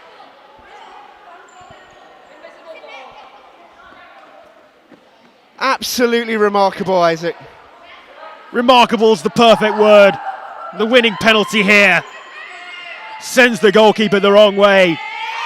And Bolton can return home knowing that they will be back in just over 2 weeks' time for a place in that final. A word for the University of Liverpool, who gave it their all. They took the lead in the game, then fell behind but battled back hard. You can see the celebrations of Zara Musker. What a performance it was from her. And Bolton are through to the final. Well, a gutting moment for the University of Liverpool, but they will be back, make no mistake about that. What a performance from Bolton. 4-3 winners on penalties. The drama of a shootout didn't fail to disappoint. That is a heroic performance from that Bolton squad. Threadbare, hanging on by a thread. Embley and Musker both off with injuries during the match itself, and they patched themselves up. They powered through the penalties, and they have made the Summer Showdown grand final. Every single one of the players who've played a part for Bolton deserve that, all the way back to the likes of Lucy Walsh in week 1. And now, here today, so many individual heroes out there on the court, but it's a team effort. You can see them having the team photo, and you can see what it means to them as well. It means so much. And they have done it.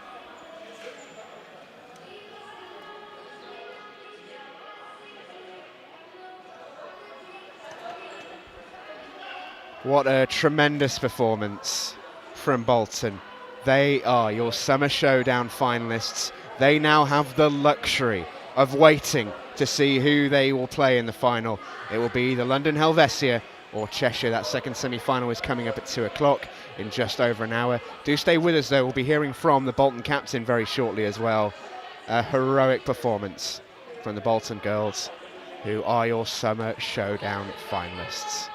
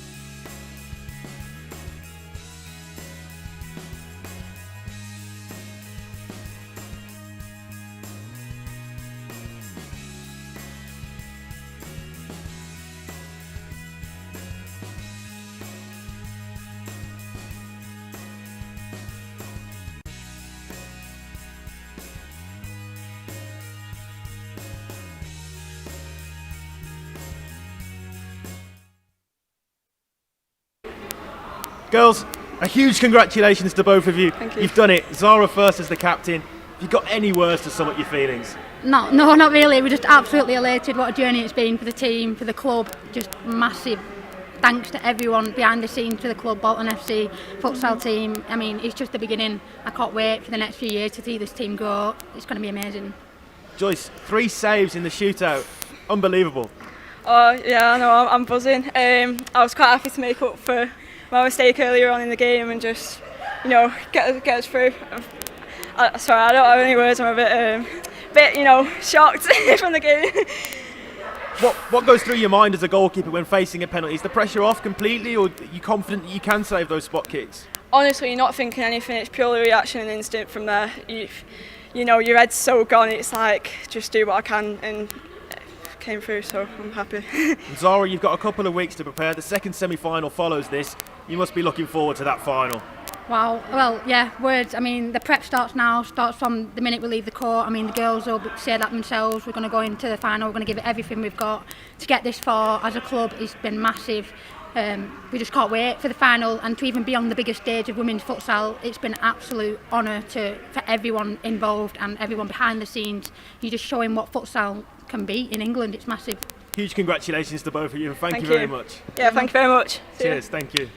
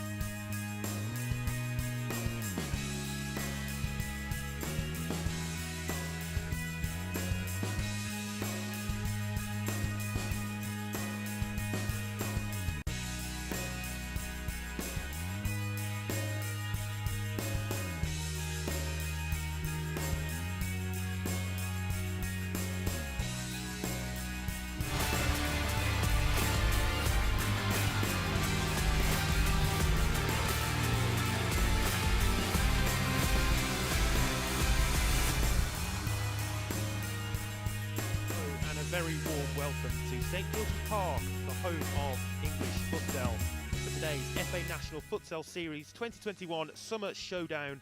4 games to bring to you today, and the first game of the day will see Loughborough take on Bolton. and pre-game I spoke to the two managers. Mick, there's no denying that you come into today's game as favourites. Do you think there's pressure on you players to go and get 3 points today? Yeah, I guess so. After the start we made last week, beyond expectations, and I couldn't have been happier, and the camp was a happy one.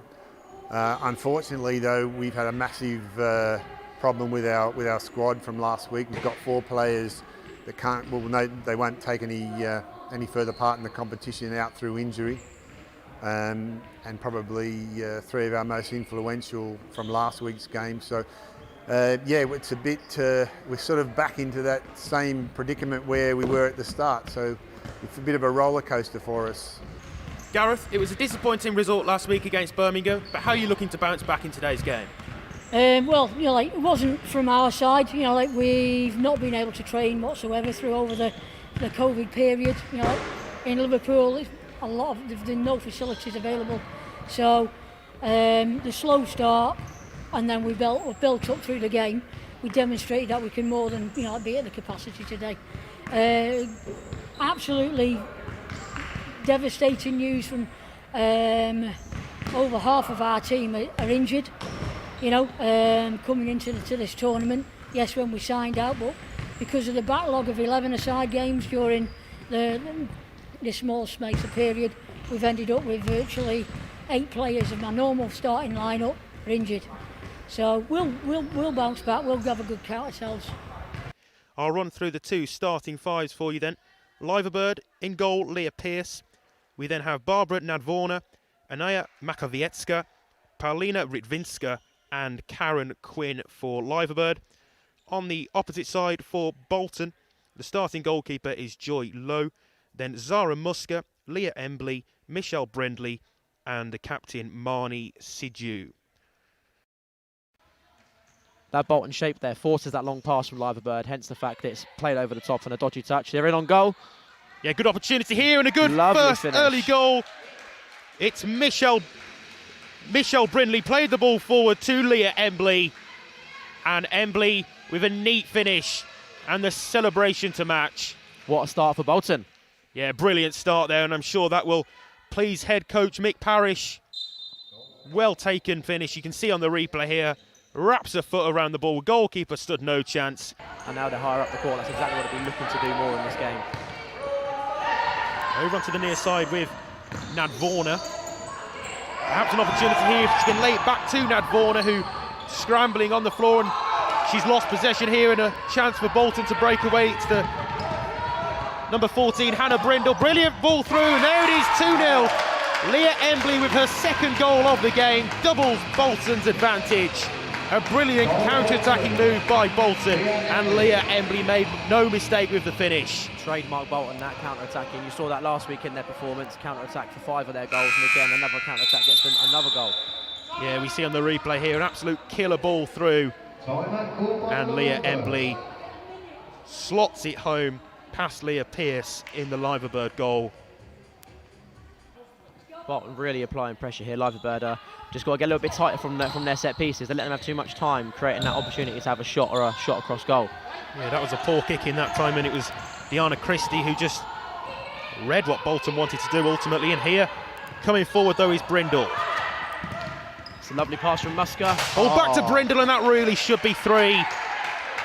Delightful pass from Muska. They're playing through the lines towards that second post. Great little ball through.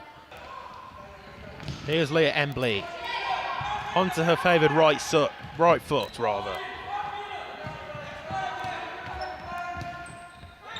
Loughborough now really deep. Brindle to Muska. Back to Brindle, just robbed of Here we possession, go. and a real opportunity here. Great save Great from save. Lowe. Brilliant save. It was Barbara Nadvorna who broke forward. It was Brindle who was robbed of possession on the halfway line. Barbara Nadvorna broke forward, but unable to beat Lowe in the 1v1 situation. Huge opportunity. Looks as if Loughborough are now going to try and press a little bit higher, and they need to. They need to get that ball back quicker to try and get some goals, try and get themselves back into this game. Seems the sensible option as we see the high press here, and the ball's run back, and an opportunity. And a similar outcome to the 1v1 in the first half. And now a the chance counter. down the other end. Ball's played across, and a golden opportunity squandered. Overload here on the left-hand side. Ball played across into the centre, but now a chance for Loughborough to counter-attack. Good foul from Zara Musker there. If she doesn't make that foul, Loughborough are through and away. Yeah, again, surprised that the yellow card perhaps hasn't been brandished. Breaking up a promising attack, but not given. Just a talking to by Stuart Winton. Officials being very generous here. We could have seen a potential red card in the first half of the handball and a potential yellow there, but the cards have stayed away for now. 100%.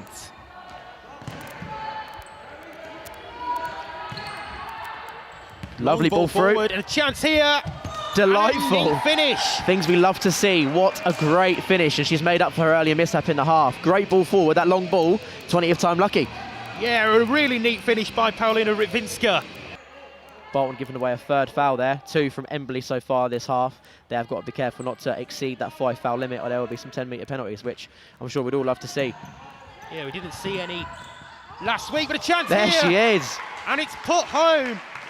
And it's the equaliser. And it's her second goal of the game for Paulina Rytwinska. 2 goals in the first half for Embley of Bolton and 2 in the second for Rytwinska for Loughborough. We see on the replay here, killer ball forward, off the goalkeeper, and it's put home by Rytwinska. Quinn again playing deep, expected to receive the ball, maybe look for a longer pass forward. Oh no, Rytwinska's played the ball forward into the corner. Nodwana's in the ball. Well defended by Aga there. Nodwana again, Rytwinska, good save from low. Yeah, brilliant save over to the right-hand side. Nodwana again. Away, though. It's Nadvorna. Where's the ball going to drop? And yes, it's put home. Look at that for a finish. That is a perfect reward for a counter press there. Loughborough get their rewards for playing high intensity futsal and pressing higher up the court. Bolton did defend it well initially, but a good bit of pressure from Nodwana, and there's a goal. Yeah, we see on the replay here the initial effort was blocked, just broke kindly. Perhaps the wrong decision to try to skill out of that situation. But a tidy finish from Nadvorna. And this game's been turned on its head. It's 3-2 to Loughborough. You've got to admire Brindley's effort to try and play out from that area, but you've got to be sensible. And a return goal straight away from Musker. Loughborough will be fuming. Didn't react at all to that kick-off. They sort of still celebrating the fact they've gone in front, and straight away the scoreline is level. Zara Musker with the J-Lings celebration, showing off to the camera, and she'll be buzzing with that. Great finish. Zara Musker, brilliant finish into the bottom corner, and an instant reply from Bolton. Makowiecka. Loughborough do have it back. Makowiecka is in possession. Trying to shift it onto her right foot. Good sliding challenge by Musker. Musker's done very well there to delay the counter-attack there. 2 good blocks or tackles. Very impressive. And again, to add to her goal that she got to get the equaliser for Bolton. Yeah, it's just that disruption to the Loughborough attacks, and disruption here. No foul given. Zara Musker's in. And Zara Musker scores her second goal today. The near side referee didn't think that was a foul, and Zara Musker took full advantage. We see on the replay. Oh, there is a bit of a push there from Zara Musker. I think Helvetia will be fuming that's not been given as a foul. But Musker played to the whistle as you do. Leah Embley, apologies. Musker again in that pivot position. Yeah, here's Musker in possession. Musker shifts it onto a right foot, and it's fumbled in. And could that be the game-setting match? Zara Musker, with 3 second-half goals, completes her hat-trick. Perhaps poor goalkeeping by Rytwinska. We see here Musker shifts the ball onto her right foot, and it really should have been saved, but Musker won't care. And now Bolton have a 2-goal advantage. That's 3 very good finishes. Again, the keeper probably should save that. A little bit weak at the wrist perhaps, but again, hat-trick for Musker. She'll be delighted, and you can see with her celebration again how happy she was. Yeah, Zara Musker, who impressed last week without getting on the score sheet. She's got 3 goals to her name today. And Bolton now with 4 minutes to see out this game. Musker's read that well. A Another chance for a fourth. Musker. There she is. Was it ever in doubt? Zara Musker has ran riot in this second half. And Loughborough look like they've capitulated a bit here, similar to how Bedford did last week against Bolton. Once Bolton get going, it's very hard to stop them. And Musker there, again winning the ball high. You see on the replay here, nice idea by Quinn, but Musker's read it really well, and another good finish. Yeah, approaching the final 2 minutes of this opening game of the day. Gives you a chance, Carl, to think about your player of the match. We'll come to you for that in just a moment. It's a tough one. It's been a few players, and if you'd asked me at different spells of the game, it'd have been different people. Chance here again for Bolton. Musker in possession. This time cuts it cross court. Nice footwork, and that might be the goal of the day. Delightful. Zara Musker across to Leah Embley, who does complete her hat-trick. Brilliant, neat, tidy footwork, and the finish to match as well. Great switch of play from Musker. You see here the fake shot, takes the defender away and chips the keeper. Keeper might have gone down a little bit early, but a great finish. The scoreline doesn't tell the whole story. Loughborough did lead at one stage of the game, but Bolton riot in the second period towards the end of that second half. Full-time score here. It's Loughborough 3, Bolton 7. Excellent team performance. Just sum up how you feel after that one. It's been hard work this week, to be honest. We've lost a few players, so we've had to graft a bit. It's just great for the win, to be honest. I mean, we went 1 down, didn't we? 3-2 down. I think just got in really. We just had to come out a little bit. We only had 2 subs today, so it was hard. It was tiring, but we're just glad to get the win. 4 goals for yourself as well. You must be delighted on a personal level. Yeah, I think it's been a long time coming, to be honest. Last game I kind of wanted to get a few on the score sheet, but futsal's an unselfish game, you see, so you've just got to play to the strengths of your team, and as long as we get the win, I'm not bothered about scoring. Congratulations and thank you very much. Thank you. Thank you. Upcoming now, we have what promises to be the game of the day. University of Liverpool taking on London Helvetia. For the University of Liverpool, Hannah Austin is the starting goalkeeper. Emma Lysons, Charlotte Newsham, who really impressed last weekend, Danielle Camp and Kat Moran. And then for London Helvetia, their starting lineup is goalkeeper Alicia Grimmond, Emma Tune, Nicole Pepper, Arabelle Villaserin and Charlotte Gurr. The hands of Hannah Austin. Out onto the near side with Emma Lysons. Liverpool just trying to get their first real spell of possession. It's Charlotte Newsham. Bit of space here for Newsham. It's not what you want to give a player like Newsham. Newsham cuts inside onto a weaker left foot, but fires the effort in. Not afraid to shoot on that weaker left side, but very nearly. First free kick for Helvetia. Taken short as they look to work an opening. Lovely flick from Gurr. Brilliant play. Just unable to receive that back there, Gurr. Otherwise she would have been in a chance here down the other end for Newsham. Oh, hits the post. Rebound out. You would have put your house on her scoring there, but Charlotte Newsham on her left foot struck the woodwork. Newsham happy to retain possession. Lovely turn by Newsham. Can she feed a teammate? Yes, she can. Oh. And that really should have been the opening goal. And Liverpool have squandered 2 golden opportunities in the early moments. They will be fuming in on the 2 up here. Look at this lovely little turn. Nicole Pepper gets sold a hot dog. Ball played across goal. Lovely, unfortunate finish. That should have been a goal there. Hannah Austin in no hurry to get the ball back in play. Again, you can see Liverpool using that box formation. Looks as if it's going to be long. But very surprised if it's not. Absolutely spot on. Call the ball long forward as Slade does very well to get around Tune. Liverpool go for a more direct approach. Slade just lost out there. Gurr's breaking through. Chance for a 2v1. Tune to Gurr. Gurr cuts back. Gurr. Perhaps an opening again here for Bukagari. And then fired in on the rebound. A brilliant finish on the rebound. It was Cillian Bukagari who broke forwards and then put home by the captain, Emma Tune. The initial shot, well saved. It fell kindly for Tune, who made no mistake. Tune takes the kick in back to Villaserin. Apologies, I've called her Hannah Tune about 3 times now. It's Emma Tune.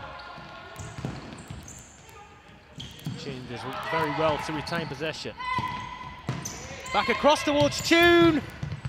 And Tune still has gone in. I don't but believe. It's not been given. It's been disallowed. And the sound man's got very, very excited with the music. I think it's come too early. Let's have a look at this replay. Ball comes across. Good defending from the Liverpool number 8, Danielle Camp. It has not been given because the ball was deemed to be under the goalkeeper's control. Yeah, Saeed Kadri there. From his view, the goalkeeper had 2 hands on it. It's been given as a free kick. I think that's a good decision from Saeed there. Chance here for the second, and this time it will count, and it's fired home for her second of the game, and there's no question marks over this one. Emma Toon, the captain, 2 goals for her, 2 goals for Helvetia.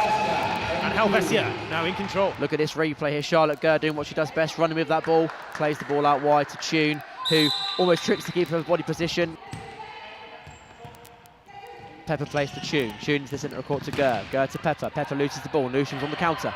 Newsham breaking forward here, cuts inside. That's a foul in my opinion surely again. A foul, but game goes on, and well, it was a debatable foul in there, but the game carried on, and it was Kat Moran. You see the replay here. Now that's a foul for sure. It looks as if, I'm not quite sure, if Saeed Kadri, the official, the first official, looks like he's given that as a rolling foul. Women's National Futsal Series Summer Showdown. Helvetia lead by 2 goals to 0, and they're looking to make it 3-2. Not sure whether that was on target. Certainly took a deflection going in. It was Della Iglesia with the effort, and Helvetia well and truly in control. We see on the replay the kick was taken by Charlotte Gurr. Della Iglesia. I think Liverpool have got to be very careful of where they choose to play. Helvetia are very good at winning the ball back in the centre of the court in high areas. Ooh, what a strike! Fired in, and it is carried over and dealt with. You see on the replay, Charlotte Gurr taking the corner kick. What a powerful left-footed strike, but... And now Helvetia got a corner. Corner taken relatively quickly. Here goes Licence again with another interception. Licence looking for Erin Slade, but a chance now with the ball given away. This is Charlotte Gurr. And was that handle? Oh, triple handball there. Woo. Well, I was certainly appealing for, and it did look like it. The referee on the near side was very well positioned, but thought otherwise. You see the replay here. Instant replay brought to you, and well, that looked like it was going in and struck the hand. Pepper in possession. You don't want her to have too much space at all near the goal. Skips past Newsham.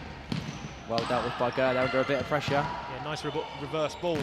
And now Pepper to Gurr. Pepper's over on the right-hand side. Gurr does pick out Pepper. The ball stays in play, and Pepper to Gurr. Another handball. Was that blocked on the line? Well, you have to say today, there's been so many times where the officials could have penalised a handball and haven't. Looks as if that could have been a handball on the line, and that would have been a red card.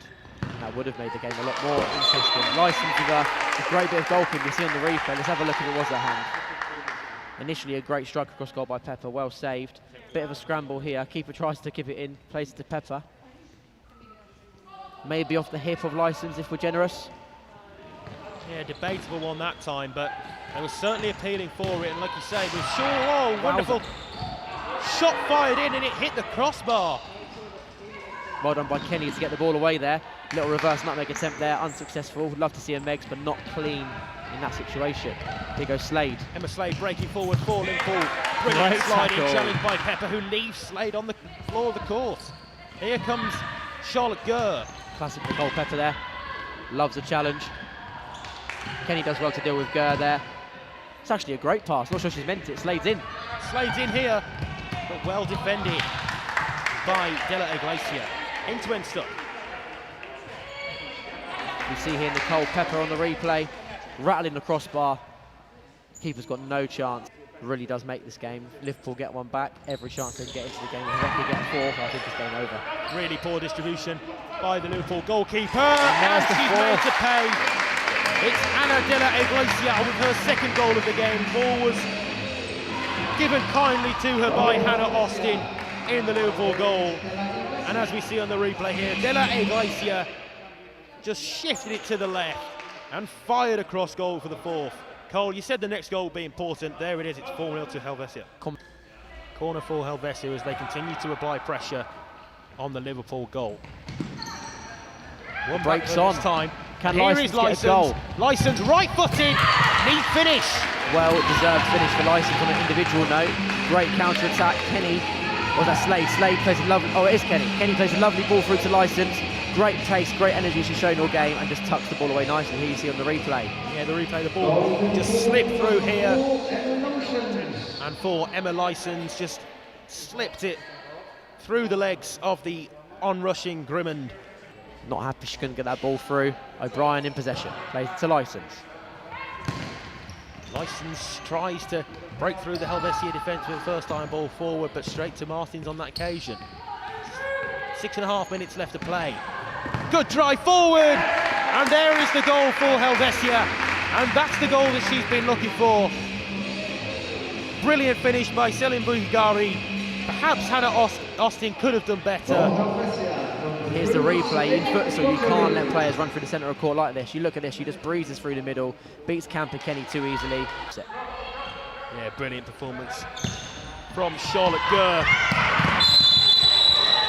Oh, now that was a foul as the last player. Be interested what the referee does here. Yellow card shown to Nicole Pepper. Yeah, Pepper cautioned. First player to be booked today. Helvetia have recognised today when Newsham gets that ball, they've got to do what they can to stop her. Sometimes that means fouling her, and as much as you could argue it's not nice, is they've done their job and stopped Newsham from having a real effect on the game today. Let's see what they do here from this set piece. Very close to goal. O'Brien to the left. A chance from this set piece then to reduce the deficit. Newsham stands behind it, who's taken the large majority of set pieces. Falling, fires towards goal and finds the back of the net.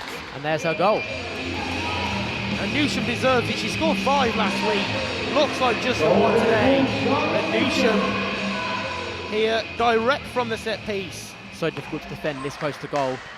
The goalkeeper did appear to leave a bit of a gap on that, her own right-hand side of the goal, and Newsham found it with ease. Yeah, the goalkeeper Grimman set the wall to cover her left post, and then seemed to move one step to the left as well. Rookie mistake. Here they go again. Taken away from the strike from Newsham, who's perhaps in again here. Newsham's got another one. And I said it might just be the one goal for Charlotte Newsham today. Well, I was wrong. How wrong were we? And there's the second for Newsham. And even if her side don't get anything out of this game, she's now well and truly put herself ahead in the race for the golden boot. Licence again breaking through the middle here after an interception. Classic. Great challenge, great bravery to challenge there. All the way and regroup. Very good decision. Licence for a long ball forward. Newsham with the flick. Final 20 seconds. Lovely little turn. Tunes through on goal. Forward to the captain, Emma Tune, and across and back towards Tune, who'd surely been taken out. Well, if she had have managed to stay on her feet, then she would have put that in at the far post, but it wasn't to be. You wonder if they weren't 5-3 up if the official gives that there. Not long to go. Last few seconds. Is there a chance for one last goal? Clear opportunity 3, here. 2, 1. Good save from the keeper. And there it is then, the buzzer to signal the end of this game, the end of this second game today at St George's Park. A closely fought contest, but well-deserved 3 points for Helvetia. It finishes London Helvetia 5, University of Liverpool 3. No, it's great to be back. Yeah, and a good win to go with it. And you've been picked as Cole Tappin's player of the match as well today. Brilliant individual performance, but also for the team as well.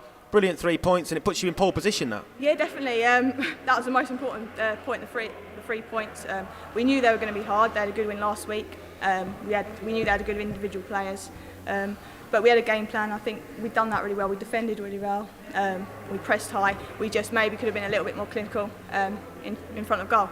But 5-3, so we can't complain. Brilliant. Thank you very much, and well played today. Thank you very much. Thank you. Thank you.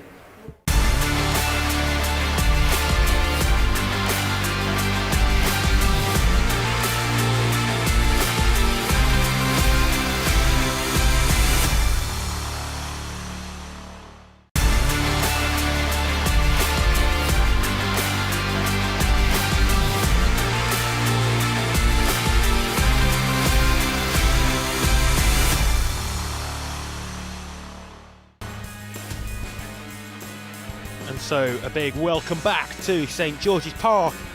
2 games down and 2 to go today. Here as the players take a knee. Pre-match, Loughborough Students will take on Reading Royals. Let's hear from the 2 coaches pre-match. Jose Lorente, head coach of Loughborough Students. It was defeat last week against a very impressive Liverpool side. How are you looking to bounce back this time out? Last week was quite a hard game. Liverpool was a really good squad, and they saw in the game. We've been working obviously our intensity need to improve. It's one of the things that we're working this week, and hopefully with that we can go and turn things around on this game. Did you see much of the Reading game last week, and what kind of challenge is it that you're expecting from them today? Obviously, one of the things that with the NFS and now with all the support and the coverage of the TV, it's great, allow us to see the other teams. And I watch Reading. I got a good impression of what they do. We know what we can affect them, and we're working on that. Hopefully, it will get the result during the game, but we need to see first. Best of luck today, thank you. Thank you very much. Thank you. Fernando, it's a big fixture against Loughborough students today. How important is it that your side go and get all 3 points? It's very important, of course. Everyone wants to win, and we are here to win, of course. But at the same time, it's very important for our team, our young women's team that we just started a couple of years ago. Last season didn't went very well because of COVID, of course. But everyone is really excited for this. It's another opportunity to improve and learn the game even better. And you could potentially be involved in a battle for second place and the best place runner-up. Are your hopes of reaching the semi-final still very much alive and kicking? When we enter the competition, of course, we want to experience maximum of the competition. Of course, we like I said, we are quite new team, so we are improving every week. Last fixture was really important for us to improve, and this one will be another important step to improve our team. Thank you very much, and best of luck for today. Thank you very much. Thank you. So great to hear from both Jose Lorente and Fernando Silva pre-match. This game between Loughborough students and Reading Royals about to get underway. I'll run you through the 2 starting 5s then. For Loughborough students in their purple strip today, Sam Abbott is the starting goalkeeper. Becky Lane, Georgia Patterson, Larissa Meller and Sam Malian. And then for Reading Royals, the goalkeeper is Cristina Sarmiento, Sophie Bone, Melinda Papp, Emma Godden and Louise Pullen make up the rest of the starting 5. There's no clear side taking control of this one. It'll be interesting to see where the first goal of the game comes from. Can sometimes be so crucial. Good feet to try to play out of that situation, but it's won back well, high up the court as well. Potential chance here, and it's just dragged wide. There's Hannah Keel for Loughborough. Back to Larissa Meller. Todd again. Exchanging passes with Meller. Pulling with a great block there. This is Giltinan. The counter's on, here we go. 2v1, player over on the far side. Used, and a good save by Sarmiento. Fantastic ball goalkeeping. Across to Hannah Keel. And Sarmiento had to be quick across. We see on the replay the 2v1 situation was Abby Todd. Played the ball across to Hannah Keel. And top draw goalkeeping. Reading Royals retreating into a half-court defence here at the moment, although it looks like Maria's going to start and to initiate press. Yeah, sometimes about the triggers on the press, when to press and when to sit off, and when you do press, to press all together as a team. It can be vitally important that one player doesn't just go and take it upon themselves. Here Loughborough in possession, nice footwork. Ball fired over the bar, and it wasn't too far away either from Abby Todd. That's the first proper chance I think we've seen so far in this game, and it's taken just over 9 minutes to see that. Yeah, the best opening so far.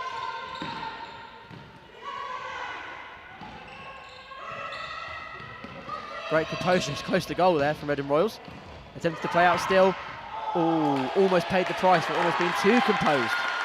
Yeah, Reading not afraid to play out from the back, but a golden opportunity here, probably better than the one we saw a moment ago. And well, it really should be 1-0, but what an excellent save by Sarmiento.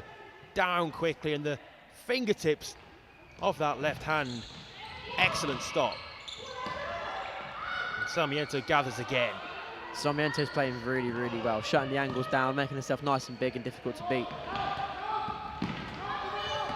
Great throw into the pivot as well there. Reading Royals number 3, Isabel Hughes.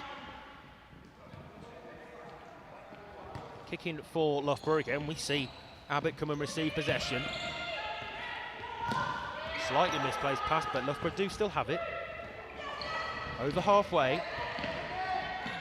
Reading Royals nick it and go on the counter-attack here. Reading Royals number 3 Surely at the got back to use post. the player over on the far post, and it's lofted towards her, but... Isabel Hughes is in the net, the ball's not. Well, yeah, the ball ended up over. Hughes ended up in, and that's completely the wrong way Let's have a round. look at this replay. Counter-attack's very promising. Perhaps that pass is played on the ground causes more problems. Reading Royal shape's improved as the game's gone on. They're really blocking out the middle now, and Loughborough are struggling to get through. Although if they lose the ball here, could be a different story. Tangle of legs, but Loughborough have it back. Georgia Patterson with great feet, and a rugby tackle from Sophie Bone. Yeah, that seemed a deliberate foul. Sophie Bone frustrated, not getting the decision initially, and then just clawing her opponent down to the ground. Perhaps a necessary foul, though, in the circumstances, because if Georgia Patterson gets through there, 1v1 with Sarmiento. Well, we saw Charlotte Newsom score from a similar position directly from a free kick down the other end of the court. Becky Lane to take. Strike from Becky Lane. Saved, rebounded. Sarah Thompson clears in the end. Sarmiento done very well there. Looks in a bit of pain. All the tape on her fingers, not quite helping her out there. Yeah, Becky Lane got the go-ahead to shoot there from the head coach, and it very nearly came. The referee just indicating where this should be taken from. Abby Todd on the ball now. Oh, she fumbles over the ball, and Sophie Bone looks to break, as she does. Yeah, Abby Todd's definitely pulling on the arm there. Sophie Bone breaks forward, and that will be a foul. Did look like there was a tug back initially, but eventually Sophie Bone goes to ground, and it is the free kick and the timeout. Reading Royals get the ball. Will get play back underway. Number 15, Pap, will take the kick in. Sophie Bone's occupying a high area. She looks Sophie open Bone's from in here. a great position here. Oh. The ball doesn't go to her, instead Oh, across the there goal. it is. And well, she was in a great position. The ball didn't go to her initially, and that was well worked. I wonder if that was spoken about in that timeout period. And Sophie Bone fires home. And Reading Royals, who've been under pressure in this first half, you can see Bone there on the corner of the picture. The ball's fired across, and Reading knew exactly what they were doing. Oh, a little Meg Nuts from the number 11. Heather Wearmouth. It's Heather Wearmouth, who was in at the second post as well a minute or so ago on that save by Sarmiento. Heather Wearmouth, who we didn't see too much of in the first half, but involved early on here. Yeah, she's had a bit of an influence straight away in this game. It's pleasing to see. I'm sure that the coach, Jose Lorente, will be buzzing to see that. Wearmouth sets it back for Abby Todd. Here is Todd again. Wearmouth to her left, and here is Wearmouth. Sarmiento again. Oh, unlucky. And put in on the rebound by Abby Todd. It was played to Heather Wearmouth on the near side. A better first touch, and perhaps she could have scored herself. Look at the replay here. Lovely bit of play. First save initially made by Sarmiento, but there's only so much she can do, and in the rebound. So Sarmiento this time better with the distribution from the goal clearance. Hughes and Pullen trying to play a 1-2 there, just lack the quality to get it through. Wearmouth in possession. Strauss, nice ball forward to Wearmouth on a left Great foot. save, Sarmiento. That split save there, that technique is fantastic. It's still in the goal. Still there for Wearmouth, and Sarmiento manages to gather eventually. The flexibility there to make that save has kept Reading Royals in the game. Fantastic save from Sarmiento. Trademark futsal stop by Christina Sarmiento. Lovely turn again. That's twice in the couple of minutes Isabel Hughes has turned, but been dispossessed. Chance here now again. for Wearmouth, and that time it will be bundled home. Nothing that Sarmiento could do to keep that one out. And Wearmouth, Heather Wearmouth for Loughborough, is on the score sheet. A strong start to this second half for Loughborough, and they've turned the game on its head. We see on the replay, it did go in off Sarmiento. We saw in the first half they had that spell when they were really under pressure and then took the lead, but it's not gone their way in this second that's half. delightful. And that is a great goal. That is a brilliant, well-worked goal. And it's prodded home. Well-worked team move. Love Very to see intricate. such a brilliant, well-worked team move. I think it's Becky Lane who plays the ball through to the number 8, Sam Malin, who toes it home. Ball's played forward, and an opportunity here if they can work it right, Hey. and yes they can. Bit of breathing space now for Loughborough, the scoreline. It was an excellent finish. Hannah Keel with the left-footed finish, beats Salmiento at the near post. Yeah, Andy Richardson, the official, you can see on screen at the moment as the kick-in is taken right down beneath him by Shellcross. 2v1 situation if they can work it right, and instead goes for goal. And shifted it onto her left foot, and Abby Todd just couldn't quite find the finish. We see on the replay here. Yeah, and again, you can see Wearmouth's in a good position here. Maybe asking for a tap-in. Just over 20 seconds to play here. Reading Royals just be looking to try and get another goal, really, to heal that goal difference. Bone with a nice ball through. Great goalkeeping from Alex Stevens there. It's the first time she's really been asked to make a decision there. Great decision as well. Good goalkeeping. Yeah, great goalkeeping there at the end of this match to be so alert and out quickly. Great piece of goalkeeping, as you say. And a good save there as well. I think that's the first save that she's had to make with just 13 seconds left. Of course, only played this second half, Alex Stevens, but when called into action, she did her job well. Speculative effort there from Nazif. Sense a little bit of frustration in that effort. You can see Fernanda Silva, arms spread, wondering what on earth is going on there. Only 10 seconds left to go, and it doesn't look like the scoreline's going to change in 10 seconds. Loughborough picking up their first points of the summer showdown to take them tied on points with Liverpool, their goal difference being far superior though. Yeah, breakaway down court with 3 seconds left. 1. And so there we have it then. This game comes to its conclusion.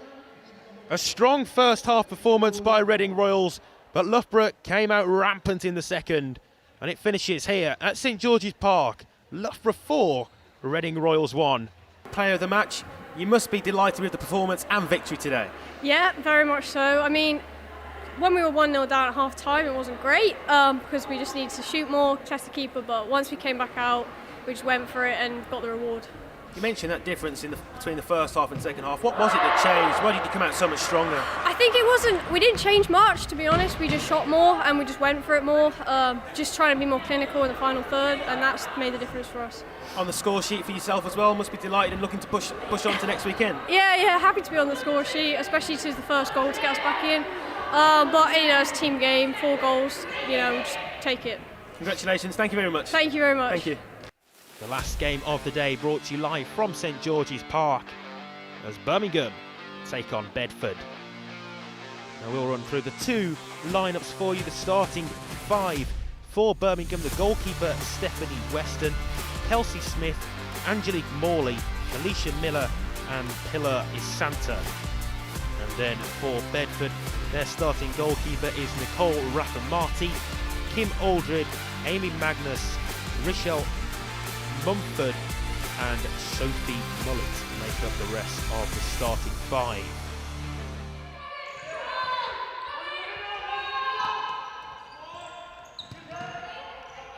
Here's Angelique Morley in possession for Birmingham.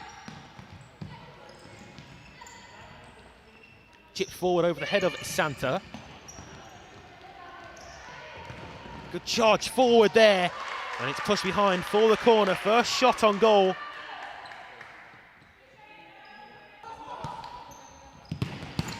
Played back, and the shot from Mumford is dealt with well. Back to Rafamati. Up and away to Mumford.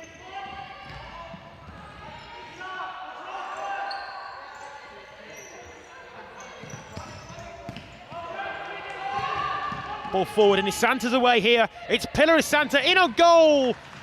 And a good save by Rafamati. Mumford over onto the right side. This is Wall in possession for Bedford.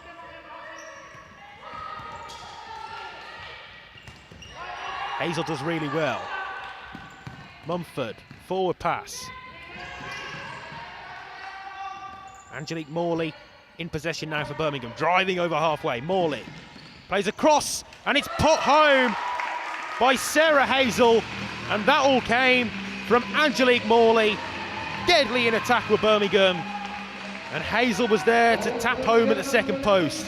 A well-worked futsal goal. Morley across to Hazel, who couldn't really miss.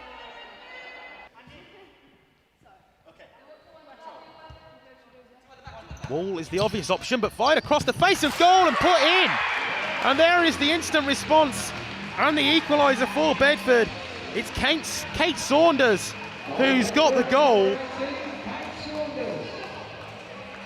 We see on the replay here, disappointing from a Birmingham's perspective how that could just come across the face of goal so easily. Pass that we see so often break down defences. The ball takes out so many of the opposition players when pressing high up the court. Mumford for Bedford.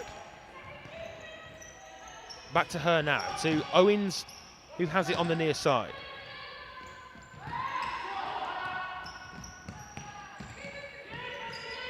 Owens made a good diagonal run there, but didn't receive the ball. Mumford given away here for Birmingham on the counter-attack, played back towards Isanta. And to Isanta now, who must finish, and chips it over the goalkeeper, but over the top of the crossbar as well.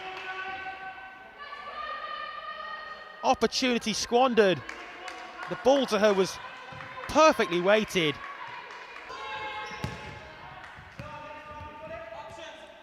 Long throw out to the opposite goalkeeper, and Birmingham regain possession. Birmingham now in the last few moments just starting to show a bit more what they're about.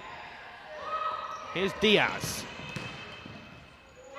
Fired across and an overload here, but that's completely overturned. And now for Birmingham, it's played across to Isanta, who does get a name on the score sheet. Pilar Isanta with a tidy finish that time, through the legs of Nicole Raffamati. And that time Pilar Isanta made no mistake. You can see here the ball across to Isanta. And she found the finish to match. Control that time. Isanta retains possession for Birmingham. Plays back to Jess Keeling. Lofted ball forwards and simply gathered by Raffamati. This is Saunders for Bedford. Nice ball forward and a great piece of goalkeeping there by Stephanie Weston. She was alert and off the line, but Birmingham have gifted a goal to Bedford. An absolute catastrophe at the back for Birmingham. And that's exactly what you don't want. You can see here it was a great save by Weston, but then the pass just completely set it on a plate for Sophie Mullett.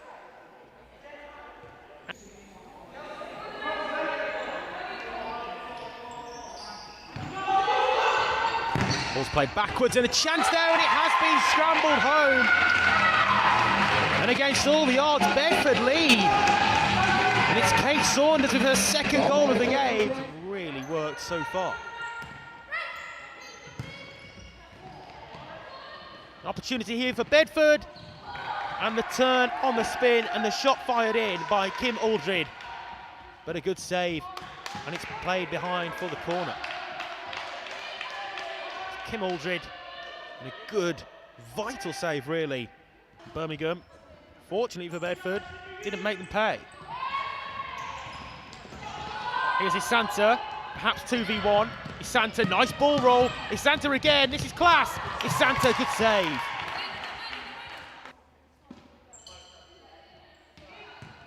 Birmingham have to take the game to Bedford. Here's Isanta. Cross from Morley, and an opportunity. And it's cleared off the line. Great piece of defensive play by Amy Magnus. It was Jess Keeling who spun and shot. Keeling here, the goalkeeper scrambling on the floor, and Magnus got back behind her goalkeeper and managed to clear. Great piece of defending. And that strikes the woodwork. And that was Angelique Morley for Birmingham, the Birmingham captain. So close to an equaliser there. It's an absolute thunderbolt towards the top corner. Morley to Isanta. Poor touch from the goalkeeper, and this could be costly. And that's the second goalkeeping error that we've seen from Birmingham today.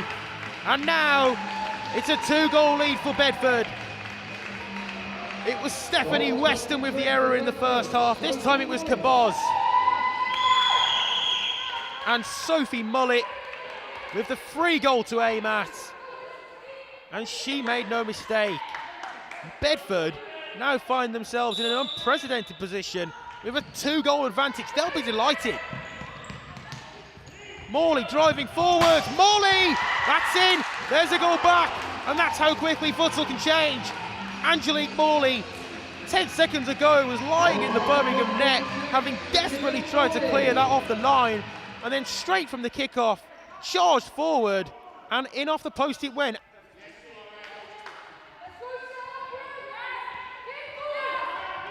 Isanta.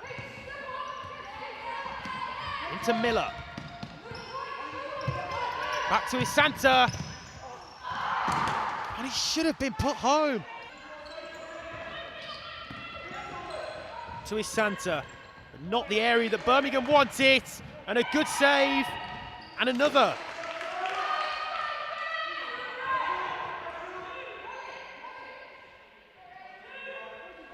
Adriana Caboz really keeping Birmingham with a flicker of hope in this one.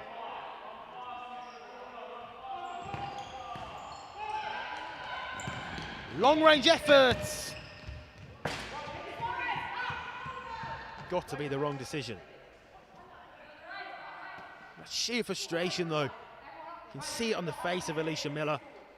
And to be shooting from such distance with a good 30 seconds left on the clock. It's frustration at its finest. Good turn by Weston. Miller, 18 seconds remain and Birmingham lose possession. Miller does well. Here's Isanta. 12 seconds now. This is Weston. Final 8 seconds. Ball's played forward. Will that go out? It will. And there's 3.6 seconds to be precise. And this is what it's come down to. 3 points for Bedford or a point apiece. Can Birmingham score here? Well, knows the answer. But it was deflected, and it is a corner. And with 2.2 seconds left, and this is where the official on the desk really becomes involved. 2.2 seconds left. There's a chance for a shot here. Played across, but to nobody. And Bedford get all 3 points. Well deserved with that second half performance. Birmingham are out on their feet. They created so many opportunities but only scored 3 themselves, and Bedford got 4. A brilliant performance from them. They get their first 3 points of the Summer Showdown. It finishes Birmingham 3, Bedford 4. Just some of your thoughts after that one. Oh, just unreal, to be fair. After last week, I think we came off and we were gutted. We didn't really put up a performance that we were proud of. So I think first it was getting back out there, getting back on the court and actually showing what we can actually do. So yeah, buzzing. What do you put that down to, the difference between the performance last week and this week? I think we spoke about it a lot, and we spoke about what we needed to work on, and went through the game individually and collectively. I think we've got, like we said last week, we're missing a few key players, and I think you really see what a difference they make. They're key players that we rely on, so I think that was a massive difference. And if you've got training in the week, you've got Loughborough next weekend, you must be looking forward to that game. Yeah, we're training on Wednesday, so back to it, yeah, excited to play. They played really well against Bolton earlier. They put on a good performance there, so I think it'll be a tough game, but yeah, we're ready and raring. Congratulations, well played today. Thank you. Cheers. So then that brings to an end a wonderful day's Women's National Futsal Series Summer Showdown action here at St George's Park.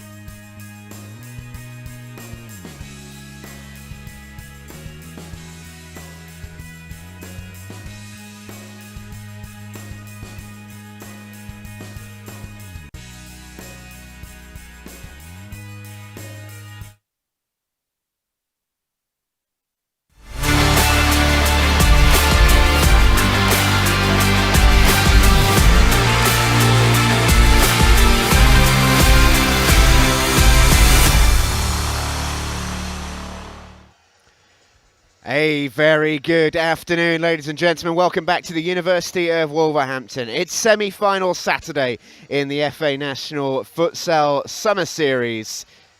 It's London Helvetia versus Cheshire in our second semi-final. Who will go through to face Bolton in the final? Earlier, our roving reporter Isaac Barrington caught up with both head coaches. Liam, you must be so pleased with how these past 3 weeks have gone. How much confidence is there within your camp right now? Yeah, there's a lot of confidence off the back of 3 wins. Is always something to be positive about, and it's the goals we've scored. We've looked excellent in the games, and conceding 3 and 3 is excellent and testament to our fantastic goalkeeper. What's your preparation been like in the week leading up to this one? We've had a really good session this week. We focused on a smaller group this week to kind of really enhance the learning aspect of what we want from this game. Having watched Cheshire's one game that they've played, got a lot of information to work on and a lot of things that we've got ready and planned to go. Cheshire really did impress last week. It'll be a tough game for yourself today. What are you expecting from them? They're an experienced side. They've been playing for quite a few years, quite a few number of them, and I know of their goalkeeper Alice. I know she's excellent. I've seen her play before, so I'm expecting a tough game. I'm expecting it to go to the wire, and I'm really excited for it. Good luck today. Thank you very much. Cheers, thanks. Richie, I'll start with the game last week. You knew that you needed to win, and that's exactly what your side did. What was your take on it? Well, as you know, we've started really fast. Said we'd have a lot of intensity, but after less than 18 months out, we were a little bit sloppy. We know we can't be that sloppy today. Hopefully that game, we'd like more games, but hopefully that game's enough to get that rustiness away, and we can be a bit sharper today. And moving on to the semi-final today, some might argue that you've drawn the toughest opponents in Helvetia. What are you expecting from today's game? 2 good futsal teams. Like I said, we'll need to be really sharp, no mistakes against these, because they're probably, in my opinion, they're the best team we could face. But yeah, just looking forward to it. It's a semi-final, so I do feel obliged to ask you. We saw it in the game before. Penalties, have you even considered it? No. Not considered it? No. Best of luck. Cheers, thank you. Not considered it for one moment. Cheshire would much rather this is done in 40. Here we are then, this is the slate, the second semi-final to meet Bolton in the final of the Summer Showdown in the Women's Super Series. It's London Helvetia against Cheshire, and it's coming up for you very, very shortly. Fantastic first semi-final as we saw Isaac. Bolton scraping through by way of a penalty shootout against University of Liverpool. These two teams will want to avoid that, and at least on paper, this should be, we were expecting this to be a closer game than the last. The underdog went through, as we just saw in our first game. Are we about to see another surprise? Because Cheshire, whilst they're probably underdogs, aren't as big underdogs as we saw Bolton in that first game. This should be a good match. It's very possible. It's still a somewhat step into the unknown with us and watching Cheshire. They were very impressive last weekend when they played their first and only group game. Because of those COVID cases at Genesis, 5-0 victory for Cheshire here against Derby last week. They were so convincing. It was the manner in which they played as well. I think Helvetia got a tough job on their hands today.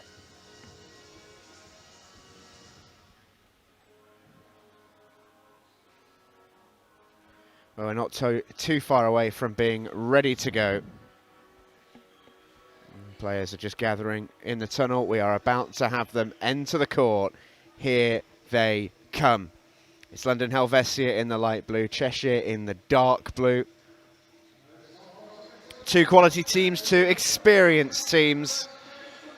The skippers about as experienced as they come. Jay Davies leads out Cheshire. Emma Tune leads out Helvetia. Let's take a look at the 2 teams then as we lead into today's game. We'll start with the home side, at least on paper, for this semi-final. That is London Helvetia. Alicia Grimmond is part of a club of 2 for competing in terms of the best goalkeeper in this summer series. The other one is her opposite number today. Nicole Pepper has arguably been one of the players of the tournament. She's been superb all the way through for Helvetia. That would slightly do a disservice to her teammates though, in Alvarez, Tune and Gurr, all of whom have been fantastic. They're battling a few injuries at the moment, this Helvetia squad. We'll wait to see how much Buyik, Garay, Martins and Vias Serene actually play a part today. They didn't partake too much in the warm-up and they're all strapped up, but they are required if needed. As for Cheshire, this is their team and starting 5. Alice Evans was unbelievable last week on her return to futsal in this country. A superb performance, including many brilliant saves to keep out their opponents last week, Derby. Kirsty Corral was superb. She leads the troops brilliantly from the fixed position. Tina Ellis got a goal after 9 seconds after 18 months out last week. Boy, what she would give for a repeat today. It's an experienced squad. It's a squad that know each other very, very well, and you can say that about both sets of teams here. Helvetia versus Cheshire is moments away.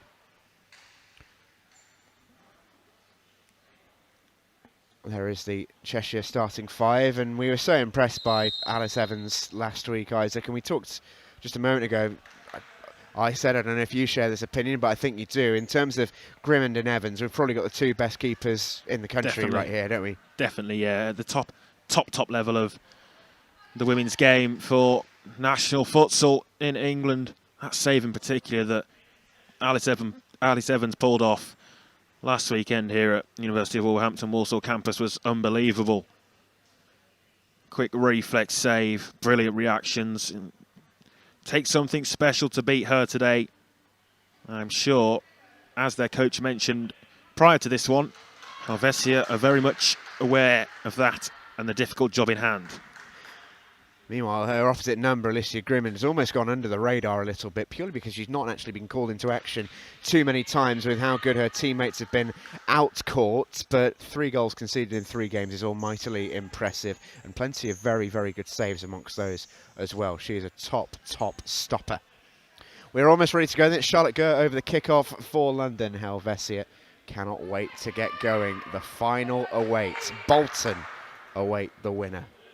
Sure, those Bolton girls will be watching after the celebrations have died down, rightfully so, after that superb win. They might still be celebrating, I don't know. I think they probably had that energy just about in them. There's a coach. He's been such a good influence, I think, on this Cheshire group, Richie Jones. He was realistic about their performance last week. Lots to like, but also lots to learn too, which is, as he said, to be expected after such a long time out. We're underway. Instantly see with the rotation performances from Pepper and Tune. Those 2 move around really, really well.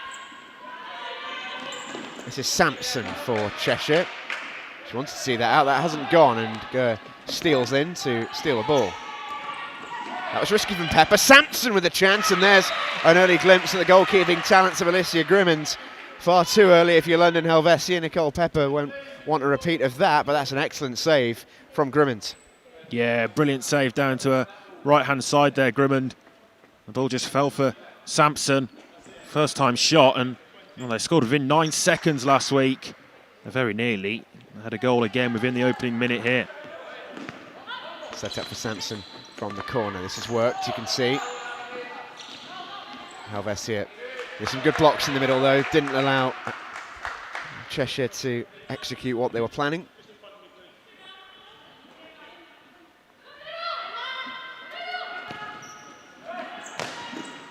Pepper and Tune rotate in the back line. That's nicely played. First touch of the ball ready for Ana Alvarez de la Iglesia.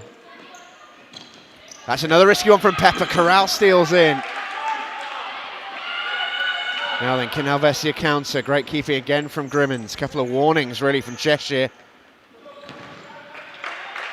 And they have to just wake up a little bit, this Helvetia team. It's been a slow, sloppy start at times. Yeah, a couple of times there, Nicole Pepper just caught in possession in dangerous areas. Lovely ball from Pepper that time in towards Gurr. That's an important toe from Tina Ellis, I think it was, with the tackle in there. A slow start from Helvetia, but you see their ability in an attacking sense. They do have a lovely range of passing amongst their squad, as Emma Tune caught out by, I think, taking the kick in from the wrong line on the court. Very easily done. Yeah. In the early stages especially.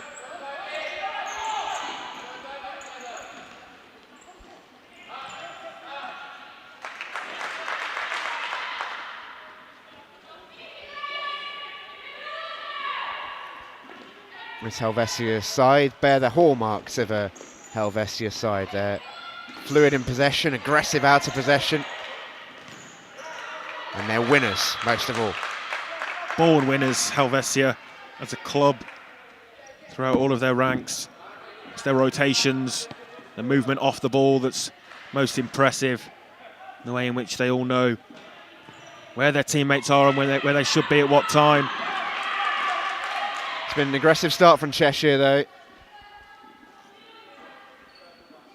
I think the point we were trying to make at the start of the game was that it was something of a surprise that Bolton qualified against the Uni of Liverpool with their depleted squad and the team they're up against. It wouldn't be anywhere near as big a surprise if Cheshire were to win this game. No. This is two top teams competing against each other. Yes, Helvetia are the favourites, but Cheshire more than capable of booking their ticket to the grand final of the Summer Showdown.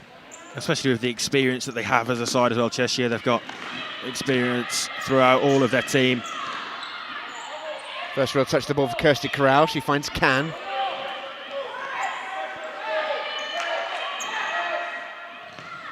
Oh, mistake from Corral. Did recover that really, really well, though. She couldn't go back to the keeper there. Here's Gert. And Pepper will recycle through Tune.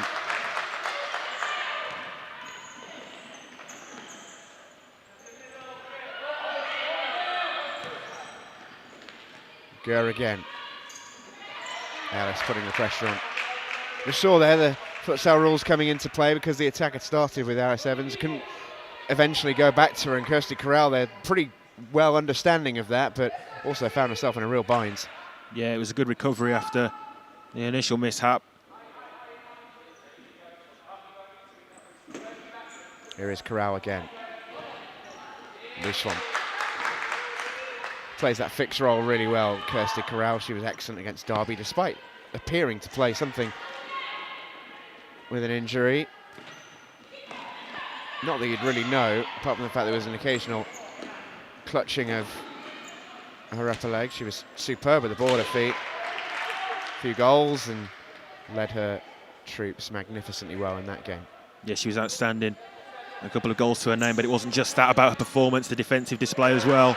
Real leader for this Cheshire side. Here she is again, Kirsty Corral. It's fed forward by Steph Taylor, who's coming as one of the early substitutes for Cheshire. That's a good ball, 2v1 now. Good, lovely play by Kirsty Corral, read that. Now it's a 2v2, how's that for feet? Sweeps it through to Ellis. Oh, that was a good chance. Tina Ellis got the finish all wrong, but that is the mark of Kirsty Corral's quality. It's brilliant play by Kirsty Corral, the ball roll to beat Nicole Pepper, set it for Tina Ellis. And she couldn't quite find the finish, but great play driving forward by Corral. I think she was looking to spin it back to that second post, wasn't she? Just got her angles wrong. Well controlled by Tune, who's the real commander-in-chief of this Helvetia team. So good with the border feet.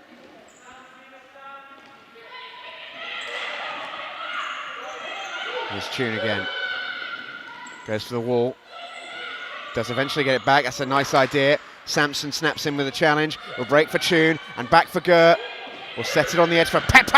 Ooh, that's a rocket. She's shown that before in this Summer Showdown, Nicole Pepper. She does have an unbelievable strike on her. We get a perfect view here. This was close and had Alice Evans scrambling across. Ooh, that whistled wide. 4 goals already in this Summer Showdown for Nicole Pepper, and very nearly made it 5. A couple of her goals have been like that as well, very similar. Yeah, Alice Evans made a save from a similar strike last week. I think she might have even struggled with that one. It's a great hit. And Helvetia know that they will have to be very good to beat Alice Evans in goal. Welsh player who's played professionally in Italy. Superb keeper. And there's Cheshire's player of the match in their game against Derby, which was a great match, actually. Probably one of the most even games of the tournament we've seen so far, despite the eventual scoreline. Derby kept at bay by some excellent Alice Evans goalkeeping for much of that game. She might be called into action here. That's definitely a foul. Absolutely no question about that. That was Lucy Scott pulling back Ana Alvarez de la Iglesia. Yeah, definite foul. It was initially waved away by Jamie Pope over on the far side of the picture, but Alex Haynes on the near side was very well positioned. That is another benefit of having the two officials in futsal. If one's sight is blocked, then the other official can give that free kick, as seen there. Very good officiating. Yeah, and that was as professional foul as you're ever going to see. We talked about in the first game, if you're going to give away a foul, make sure it's worth it. And that one was worth it. As Ana Alvarez de la Iglesia was bearing down on goal. That's where the chances have opened up so far for both teams. They've come off some unforced errors, really.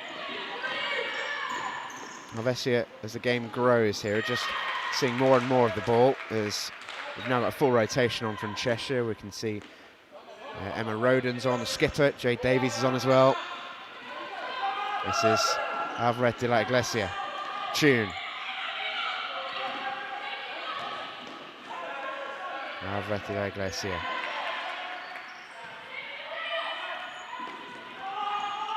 Pepper gets the wall pass back. She'll get around this for the shot, will she? No, Alice Evans was sharply out.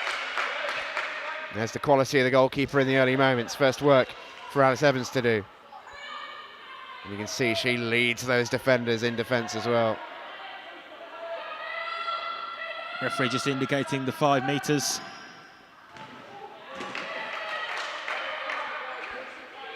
Good split save there by Evans again. Wasn't too much power on the strike, but save that needed to be made. Taylor can turn, no way out though. Gurr. That's lovely. Oh, Tune left it. Was she fouled by Evans? It's squared to Ana Alvarez de la Iglesia, no way through. And anywhere will do for Emma Roden. Evans certainly didn't get the ball. She seemed to come and clatter into Emma Tune. It was great play initially. The ball back to Tune was beautiful. Just let it run past her, and then the goalkeeper, and I think, got given the benefit of the doubt. Alvarez de la Iglesia. Red. Telegraphed, really, by Scott. 2v2 here. Scott goes alone. Grimond with a comfortable save. Helvetia just starting to take over. Tune. Gurr to Pepper, looked for Tune, well read again in defence. Since those quartet of substitutions, they look a little bit toothless up front at the moment, Cheshire. Still defending well, but they don't have the outball that they did before.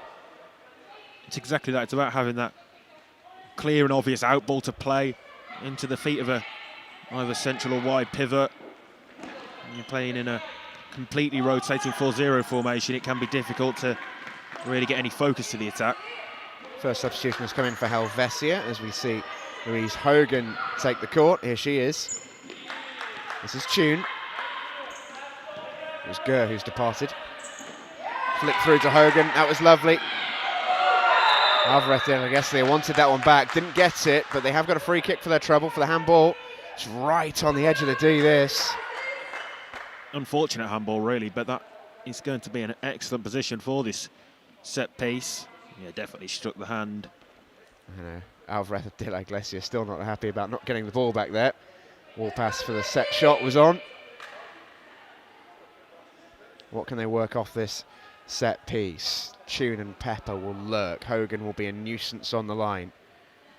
Alice Evans, as we mentioned, one of the best keepers around.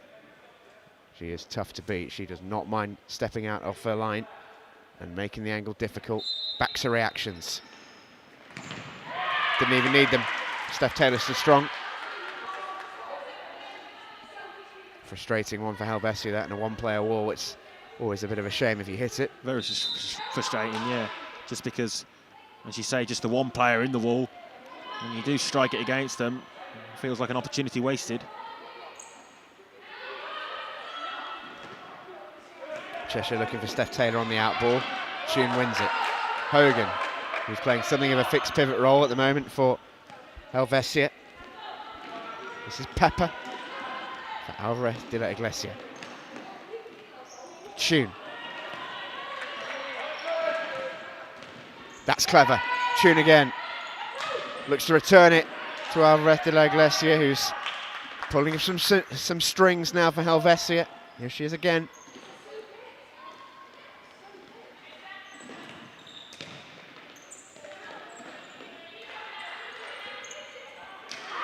Pepper applauds the idea, but Tune's idea was read by the goalkeeper Alice Evans, who can't quite pick out an attacker up court. There's a couple of changes coming in. Kirsty Corral's back in, Sampson's back in, back comes Helen Can too. Tune fires it into the feet of Pepper.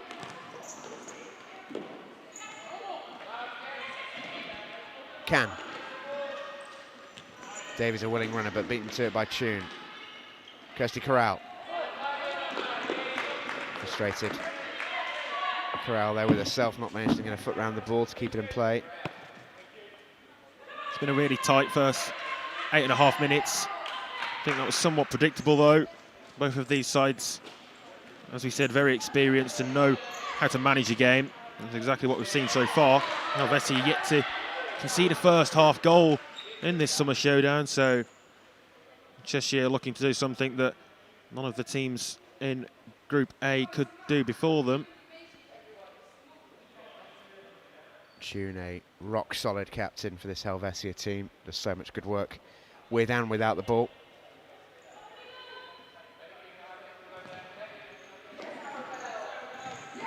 Ellis, great ball. Sampson, will she get the chance to shoot here? Checks inside Pepper. Couldn't quite check enough. Grimmond read it. And already with Sampson on the court, already a little bit more bite up front for Cheshire. High court press here, looking to catch Helvetia out. There was no way through for the London sides. It's very good pressure high up the court. You're so effective when you try to win the ball back so high, but you do have to press completely as the team. You don't want to leave just one player running, chasing lost causes up front, although, earlier saying that, today we did see Charlotte Newsham benefit from that for Liverpool. And they were eventually defeated on penalties by Bolton. Corral should be able to see this out. Evans does. The substitution that's come in for London Helvetia, a couple actually. Nerea Castro-Shadakas is on, as is Arabelle Villaserin. The only player not to take a break yet is Nicole Pepper, and the kicking again penalised.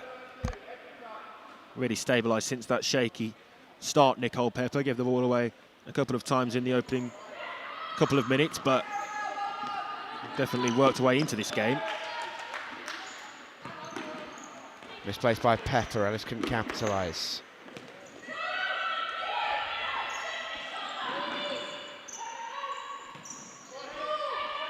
This is Shodakas. It's a lovely ball, Villaserin. Oh! Clever, unlucky. Evans read it though. Inventive from Villaserin. If that had worked, that would have been something. Great throw out, Sampson. So special. Couldn't quite keep it in tight in the corner though.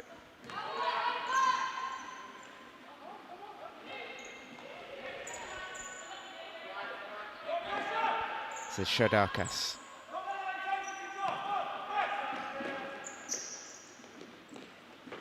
Pepper needs an option, gets one in Hogan, will recycle it through Grimmond. Pass was difficult though.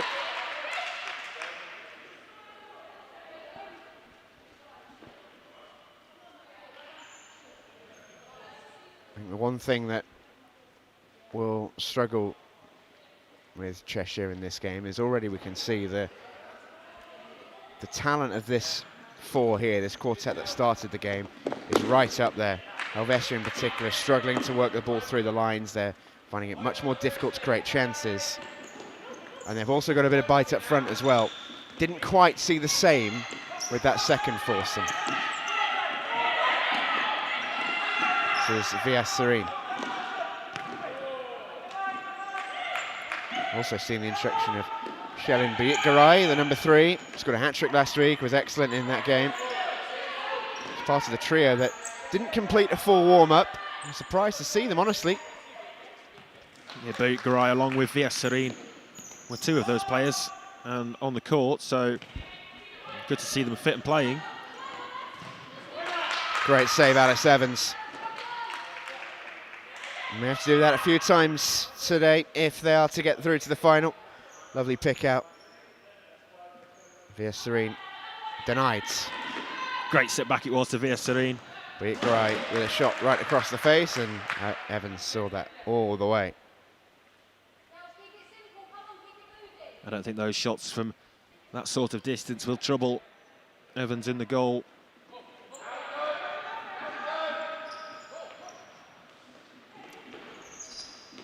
Great play by Corral. Sampson. Well read by Vias Serene. Timeout is called by Cheshire. Richard Jones wants to talk it over. Be interested to know what the word will be from the Cheshire coach, who's obviously got something in mind for this set piece. Sampson and Can make their way back. I think generally he'll be quite pleased with how his side have acquitted themselves so far against obviously a very, very good side.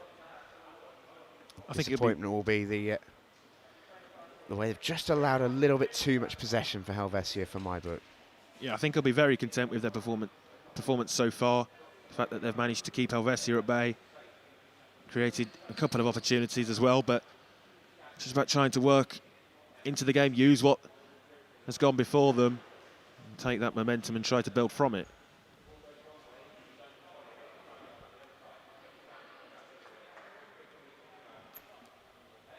There you see the Helvetia team, and very, very well coached down there by Liam Francis, a really super young coach. Applies all the principles of Helvetia as a club, really, and they do have many. The way that these girls play, very similar to the men's team that's so storied in this country in the futsal world. Try and keep that 4-0 formation, keep the rotations coming. And linking in with that as well, we see just a moment ago Andrida Santana of Helvetia, who's been involved with Helvetia as a whole club in the men's side for many a year now, so very much the same principles for both the men's and women's side. Nothing off the set piece. Timeout, you have to say, is wasted. Yeah, that's really disappointing. All chance maybe here for Kirsty Corral. Shot comes in and blocked by Vias Serene. To take a timeout like that and try to clearly work something from that set piece and then it comes to nothing. Really wasted. Set back for Sampson. Can. Vias Serene's boxed in here. That's clever. Finds Biitgaray as well, helps into the middle. This is a lovely move from Helvetia. Gert. Biitgaray picks out Shardakas. Gert turning. That's a lovely ball. Gert. Shardakas. Cross deflected. And Corral takes over, takes control and clears her lines. Just see there some of the passing ability for some of these girls. The first time passes flying into feet. A lot of technical ability out there. Those one-touch passes can be the key to unlocking defences, especially in such a tight game like this when there isn't much space on the court. You see the low defensive block here by Cheshire to break it down. Those first-time passes through the lines can be really effective. Go. Shardakas. That's a lovely pick out. Vias Serene!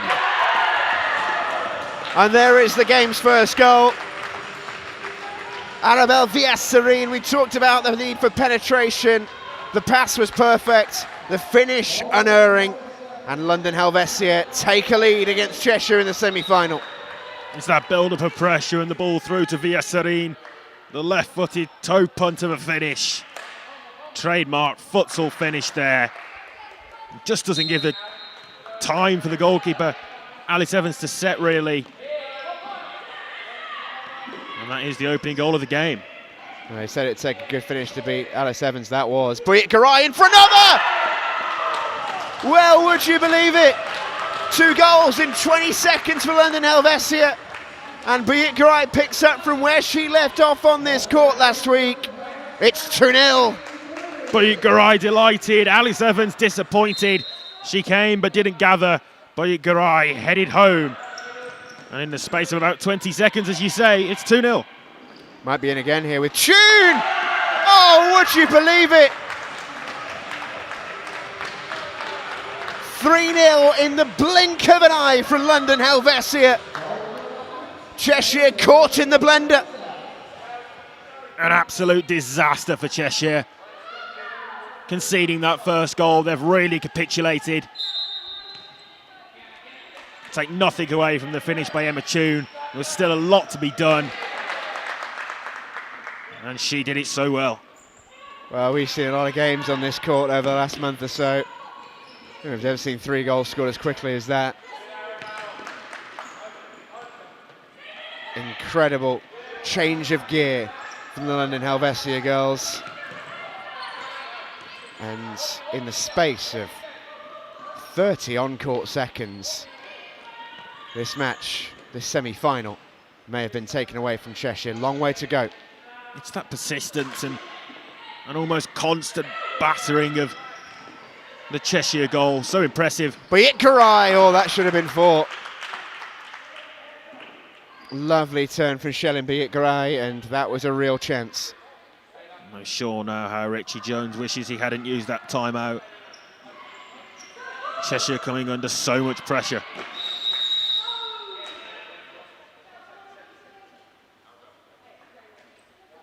Change coming in for Helvetia as Kayla Kretz makes her way on for Arabelle Villaserin.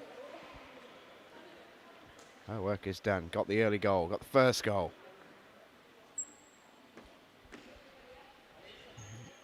Quadruple change was made by Cheshire as they've used regularly throughout this, well, these 1.5 games that we've seen them play. Scott, Davies, Taylor and Roden, the 4 on court at the moment. Here is Davies. Tune away.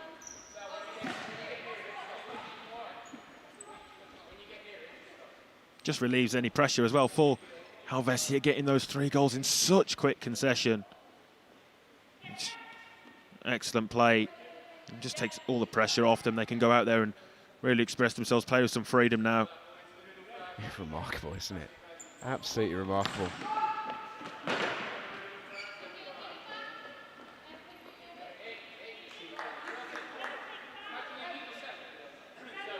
Helvetia can play out from the back from the kick in. Buyet Garay runs out of room.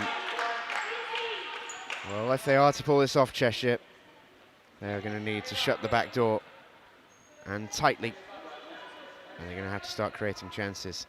Think back to those early moments when they had a couple of half chances from a sloppy start from Helvetia. How valuable they might have been, they might prove to be.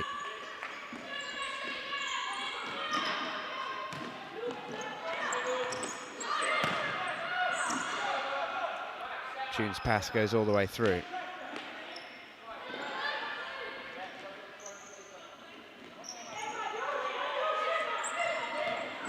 Great read by Tune. Helvetia happy to wait in possession. That's a lovely wall pass for Buyet Garay. Good save, Evans. Bit more like it from the Cheshire keeper. Brilliant link-up play with that wall pass. And she was far from to blame for any of those 3 goals, really, Alice Evans, but knowing the standards that she sets herself, don't doubt the fact that she would have felt she could have done more, could have done better. That will feel a lot better.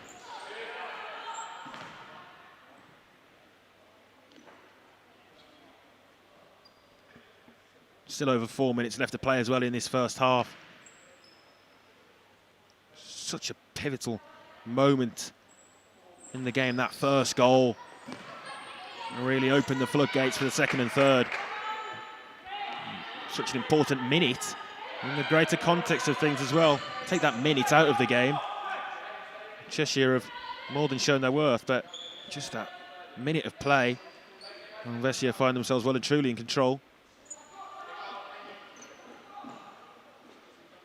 Yeah, Richie Jones, when you spoke to him earlier, talked about the need to play well, but he said if they were to get the win today against a very good side, they would need to eliminate the sloppiness and the mistakes that just crept in at times against Derby last week. And I think he'll be disappointed his side just lost control for 30 seconds, but against this level, that's all it takes. It's Kayla Crett. It's red by Sampson.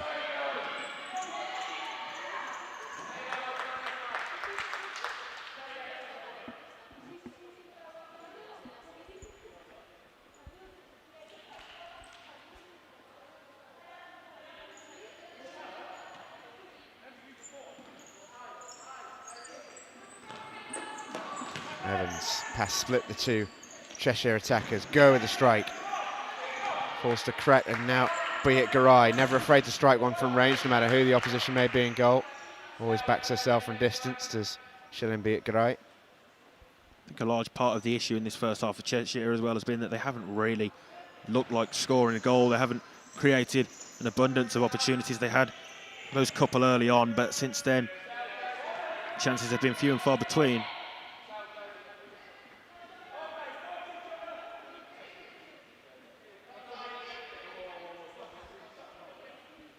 Priscilla Martin's about to make her entrance. Another player we expected to maybe dip out of this game due to injury. You can see the strapping on her right knee. But she's all right to play.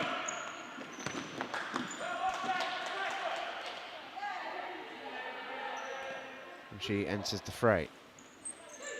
Back on comes Pepper. This is Ellis.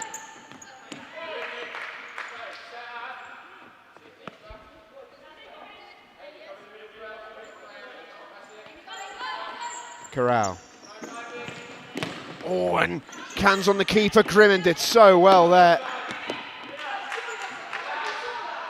Grimman did so well there. That was great goalkeeping.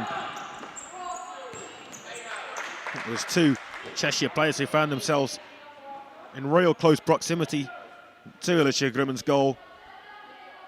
Here we go, Kirsty Corral. Yeah, two Cheshire players there. Grimman was squirming around on the deck. She managed to do enough. Yeah, great keeping, wasn't it? Oh, Corral just baited Martins in. Creates an overload. Alice across the face. Best move Cheshire put together there.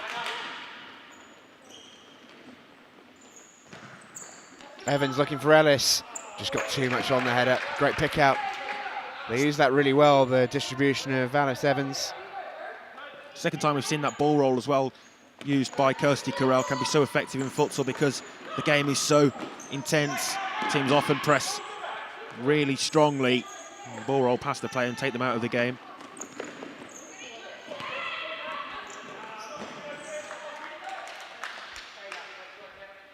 Final 2 minutes of the first half. We've seen this game change in the matter of moments.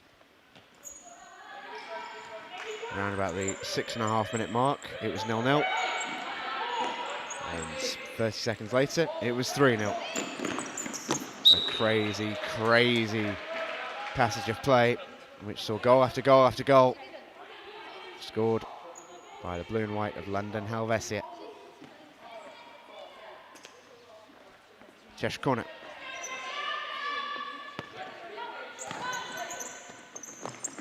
Corral. Sampson wouldn't sit down for it.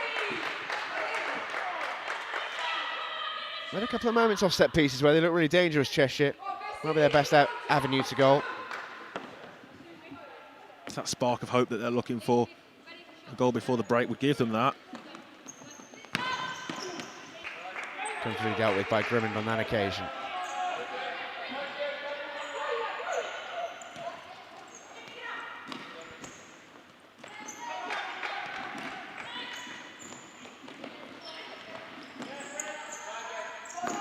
Pepper back to Emma Tune.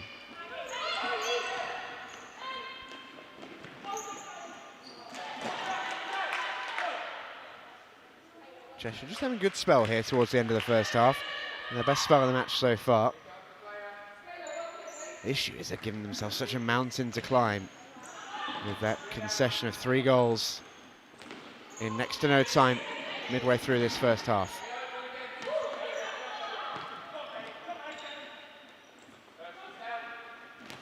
Pepper so confident with the ball at her feet.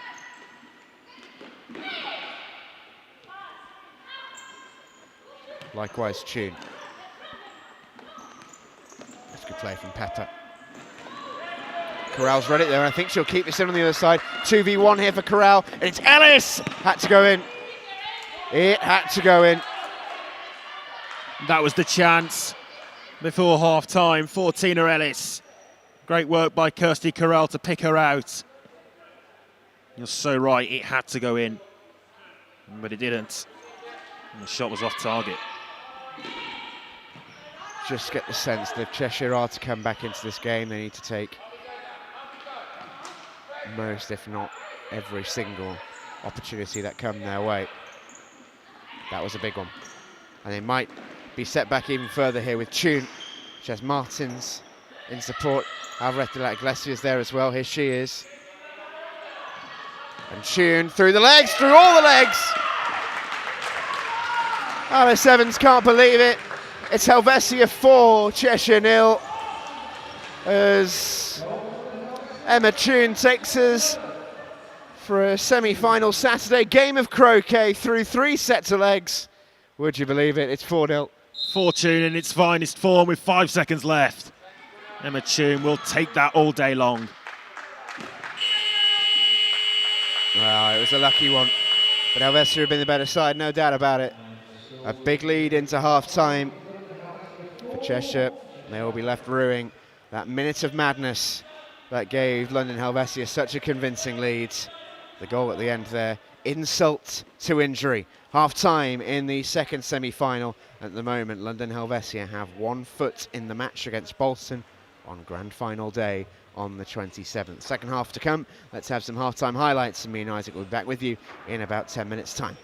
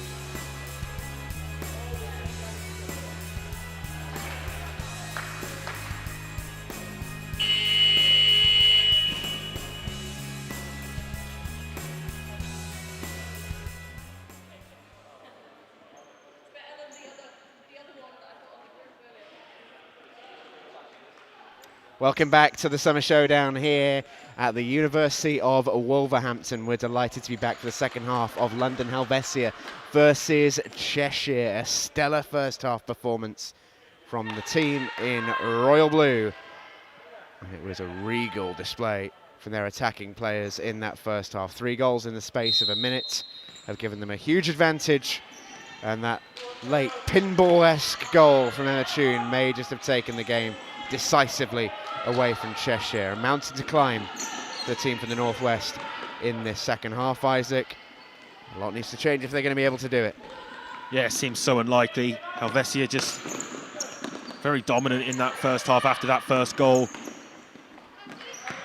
And expect more of the same from them in this second period as well. Well, they've picked up where they left off, haven't they? An early attack resulting in a pretty handy save from Alice Evans, one that she would have expected to make, and did. Just wonder how much Tina Ellis regrets that chance that she had towards the end of the first half. Could well have been 3-1 as opposed to 4-0. An excellent opportunity that went begging. Yeah, that would have given a completely different complexion to this tie. As it is, such a tough task now for Cheshire. Couldn't bring it under. That's a lovely little touch that from VS Serene. Pepper.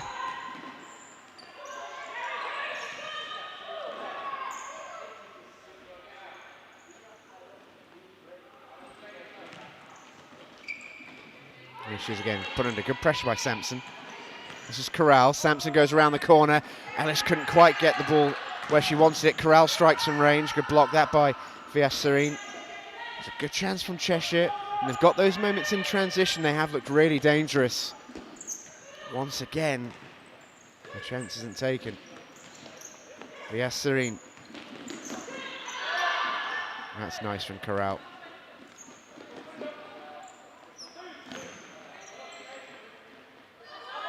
It's a Cheshire ball for me and is given. Sampson. Done well to win the throw there, or the kick in, I should say.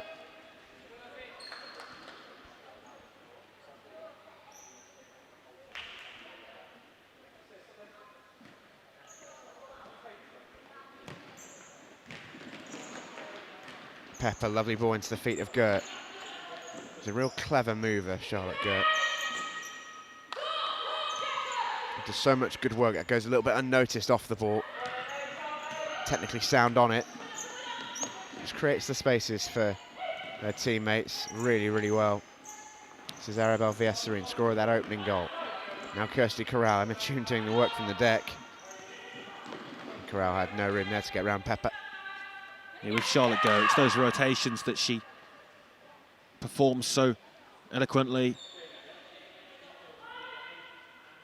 Seems like a really clever futsal player, which is a big part of the game as well.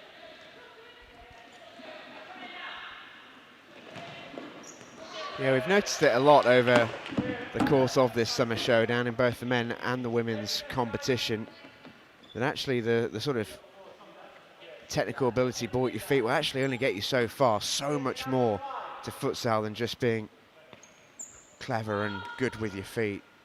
Systems that win futsal matches, it's setups and formations and clever tactics. Such a tactical game, and that's why so many people love it so much.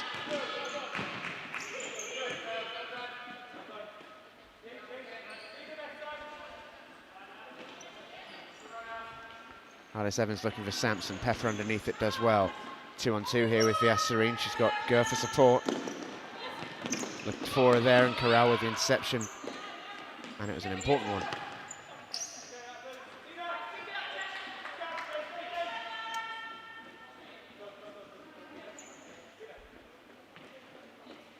Could be a long second half in store here for Cheshire.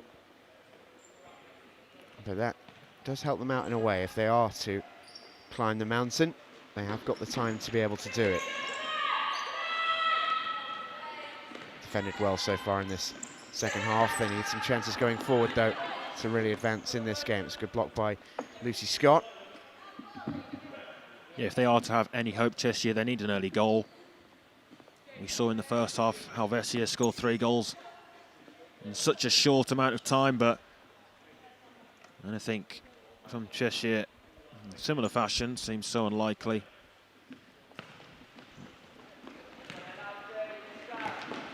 Pepper, first time pass was just misplaced.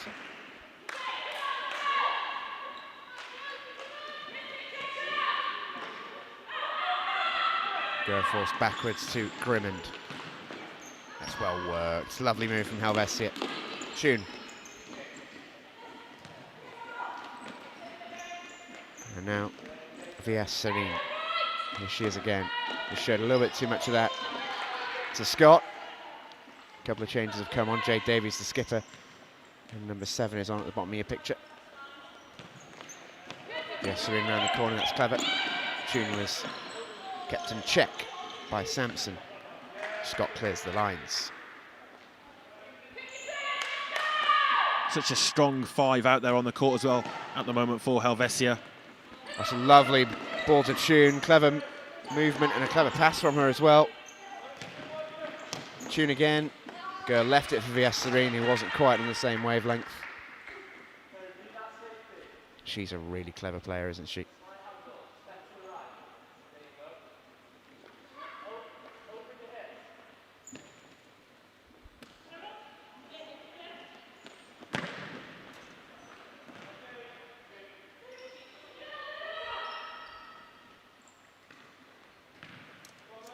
Two goals already for the Helvetia captain. Not her first ones of the tournament either. A regular scorer, a great leader of this side. Yeah, that takes her tally on to 5 goals for this summer showdown.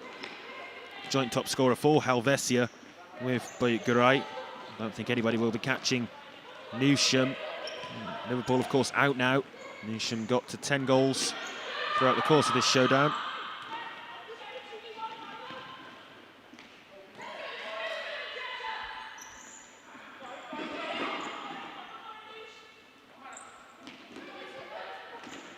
nice from Corral. Davies takes over. Loose from Scott.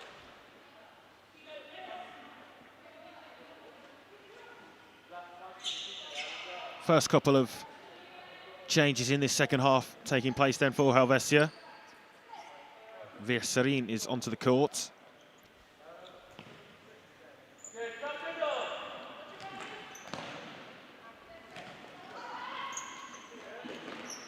It's nice from Ana Alvarez de la Iglesia, who is back on. Was really impressed with her in the first half. We talked about futsal not always being about that sort of raw technical ability, but when you can marry, it's a great effort. I think it might be a good save as well. Yeah, corner kick has been given, isn't it? Yes, it has. Save given. Alice Evans at full stretch. But as I was just saying, when you can marry that sort of game intelligence and tactical nous with, you know, elite technical ability that Ana Alvarez de la Iglesia has, it is a potent combination. That's exactly what it is, and when you've got that all in abundance throughout the whole team and squad as well, so many of the Helvetia players have those qualities, leadership qualities, technical individual player qualities, but then also as a team knowing the rotations, knowing the set pieces as well. So impressive. They are very much the favourites to go on and win this whole summer showdown competition.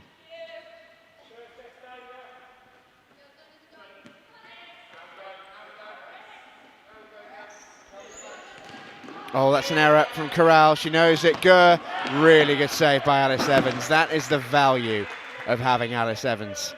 You almost made her favourite there as Gurr bore down on goal, which sounds crazy to say because this should have been an attacker's dream. Off her line so quickly, and she looks so confident as well. The presence, isn't she, when she comes out a goal like that? And brilliant. Definitely weighs in the mind of an attacker. It's Tune. Girl will start from base.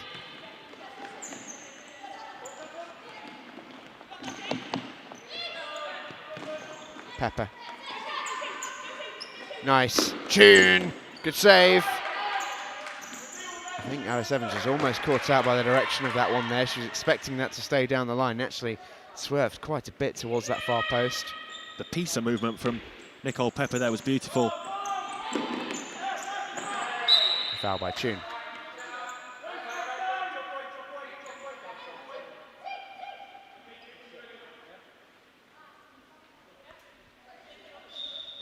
First foul of this second half. Tina Ellis for Cheshire. That's Emma Roden who's come on. Steph Taylor standing by on the sidelines to make her entrance into the second half as well. It's helped on by Ana Alvarez de la Iglesia. Hogan now.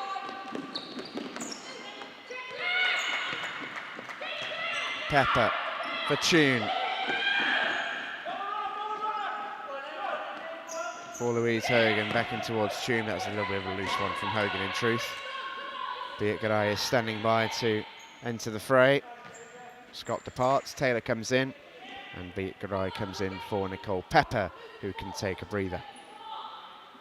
They have one eye rather on the final now, Helvetia, but they don't want to take their foot off the gas. Try to keep pressuring this Cheshire goal and score as many as they can. Build confidence going into the final, which they seem almost certain to be in now. Roden trying to play a very, very difficult pass there for Taylor.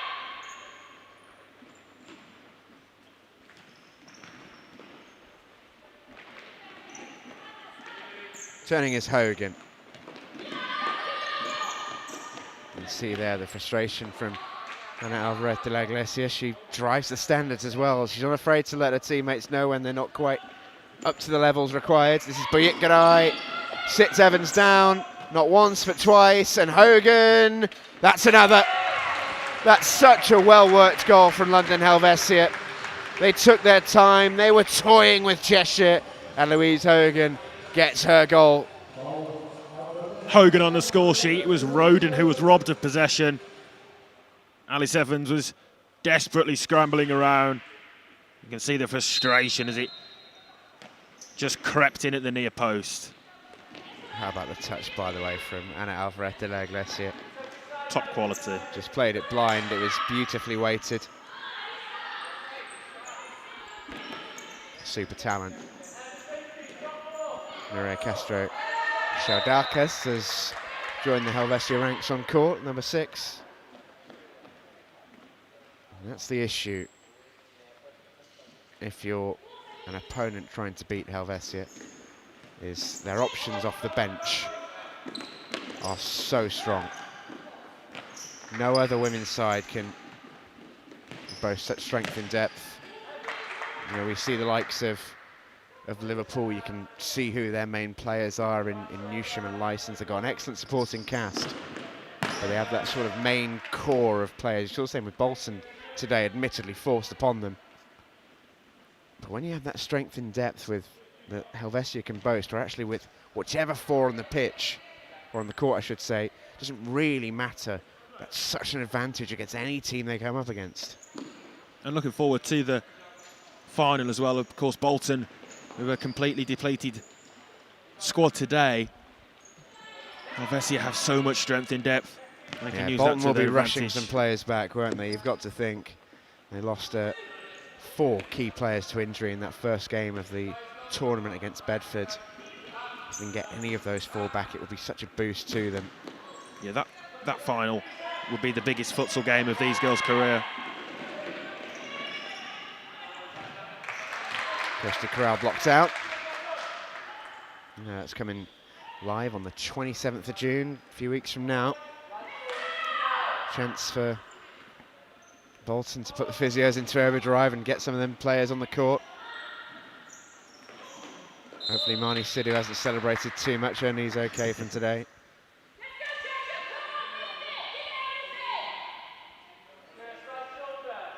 And patch up the walking wounded as well. Leah Embley and Zara Musker threw themselves into the fire. No foul by Sampson. Oh, and Taylor couldn't quite play that through. That one is a foul. I think Shadakas wanted the free kick, but was rather playing for it, and the referee wasn't having any of it. In the end, it was a forced foul by Helvetia as Corral takes a strike. Oh, that's a good save by Grimmond. Chance to see her reflexes in action, which we've not seen a lot of today, but she is such a solid goalkeeper. Grimmond watched that one all the way. Eyes on the ball. One of the few futsal keepers I've ever seen who wears gloves. It's not a common thing, that. It's not common for goalkeepers to wear gloves, no, but all down to personal choice at the end of the day. There's no definitive right or wrong answer. I mean, Alice Evans is the only keeper I've ever seen who hasn't got, you know, a whole ream of tape on her fingers and wrists as well. She's built different, isn't she?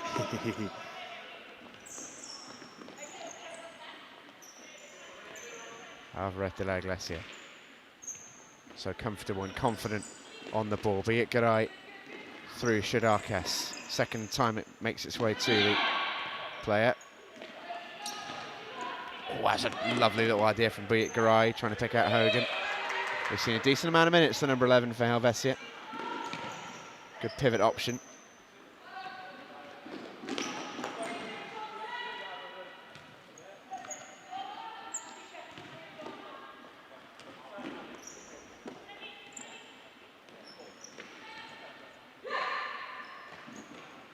Shellen Be it Garay. She manufactures something from this position. Has 2 in the middle. Done really well to turn. Uses her body so well there, Be it Garay. Helvetia happy just to recycle. It's a loose one from Shadakas. It's a good tackle there from Shadakas. Kirsty Corral can't keep it. Perfectly executed challenge. Oh, it's tidy, isn't it? Be it Garay just a fraction too much on that pass over to Ana Alvarez de la Iglesia. And back on comes Helen Can. So got the starting 4, outfield 4 at least, for Cheshire out on court. And they are going to take a timeout as well. Richie Jones wants to chat with his team. It's been a tough afternoon from Cheshire. They are creeping towards a semi-final defeat. 5-0 as it stands. Only conceded 1 goal in the second half, but it's the lack of pressure up front, which I think Richie Jones will be wanting to address if he can in this short interval. It's about his players going out and expressing themselves now. I think some slight frustration that it is their only second game in this summer showdown. They haven't really had as much opportunity as, say, Helvetia to build momentum, whether that's played a part today or not. Yeah, in a strange way, you know, in theory it should be an advantage having a smaller group, and you know, if you win one game you've got a very good chance of qualifying and all the rest of it. But actually, after so long out, they just want games. They want as many games as they can possibly play, and do feel that maybe a little lack of match practice might have played its part today. That sort of aberration that occurred in that minute where they lost 3 goals, that struck me as a moment where they really lost composure and lost their heads for a moment, and that can happen without regular matches for a very long time. They're going to play fly keeper. Yeah, this is an interesting situation. We don't see it anywhere near as much in the women's side of futsal as we do in the men's, but the fly goalkeeper tactic here, so the goalkeeper in the opposition's half of the court can have the ball as much as they like. Alice Evans very good with the ball at her feet as well. Oh, very good with the ball at her feet. It's not a bad option, because actually this now turns the tables, because when you've got that power play situation, it puts off the Helvetia press. You know, what they do so well is they press so aggressively, but actually with the option of 5v4, they just can't, because they'll get played around. Yeah, so they have to sit in, and this is now a chance. Yeah, it's the risk, obviously. No keeper in goal, obviously, is a gamble, but they've obviously got to take that on. And I don't think it's a coincidence that straight away Liam Francis counters with a timeout to chat to his team about how he wants to approach this. Yeah, 2 very quickly called timeouts there, and that's exactly what Liam Francis on the picture there will be talking about to his side. Perhaps a step into the unknown. As I said before, we don't often see fly goalkeeper played much in the women's game. 5 goals down, it gives an opportunity for Richie Jones and his Cheshire side to try something. Yeah, and actually, I think at this stage, in a non-arrogant way, Helvetia will actually be quite grateful for this, because they get to see everything. Then they get to, from a coaching perspective, Liam Francis is like, okay, this is the challenge now. This is where we get our learning in. This is where we grow our experience and really develop the squad, because they don't face this a lot. 100%, and looking to that potential final, it might be something that they come up against again if they do get themselves in pole position in the final, and then Bolton decide to try to utilise the tactic as well. So it's all good experience for the players, both on the side of Cheshire playing the fly goalkeeper and Helvetia in defending against it, because as we were talking about a moment ago, you can't press against the fly goalkeeper. You have to sit back in that low defensive block. It's a different style of defending.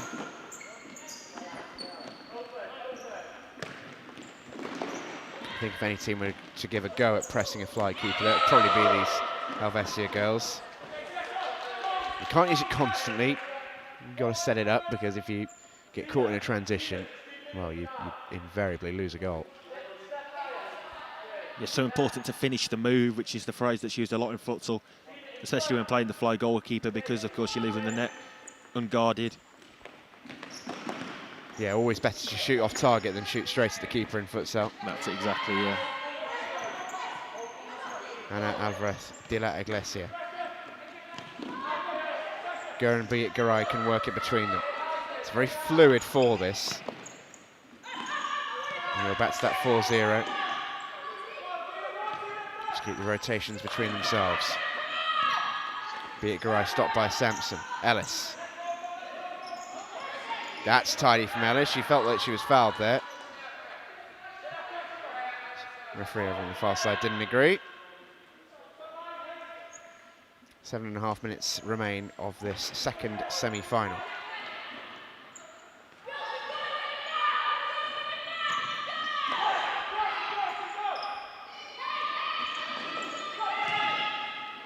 Biat Garay. Lovely from Shadakis. And Alvarez de la Iglesia will strike the shot, and Alice Evans makes a fairly comfortable save. And now here goes Tina Ellis up the other end of the court. Holds on to that one really well. Can she get the shot away? She can. It's a great block by Be it Garay, almost a long barrier there. Just stopping a boundary, not blocking a shot. We do see that type of defending quite a bit in futsal with the boundary type blocks, as you mentioned, because the goals are obviously so much smaller. You can just get your body in the way and block it, as we saw there. It's good defending. Shouldn't be it Garay. Shodarkas uses her body really well, rolls the defender. It's teed up for Ana Alvarez de la Iglesia, who batters it wide of the post. Opportunity now for Cheshire to set up this fly goalkeeper. They haven't been able to do so since they first tried. You do have to set it up properly. You don't want to be caught in transition, make the game really stretched. And here we see it, Alice Evans over on the far side. Here she is. And she is very talented with the ball at her feet. She's more than capable of this. That's a nice little bit of play. Can't afford to lose in transition that easily though, which Helen Can did. And Buyit Garay cannot find the back of the net. That was all too easy, that, from Helen Can. Buyit Garay is not the sort of defender who's going to shy away from throwing a tackle in. And actually, she's the type of player who'll be disappointed not to hit the target there. Helen Can, yeah, just trying to take on her opponent, but that's not what you should be doing when playing fly goalkeeper. It's all about moving the ball quickly and trying to break through these lines of defence like that. That's a good ball. Corral. Evans.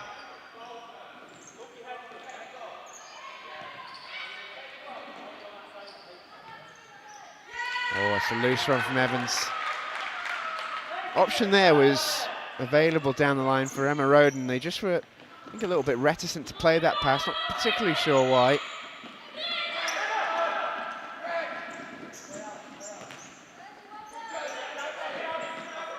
Corral will let that one go just to enable them to push the fly keeper further up the court again.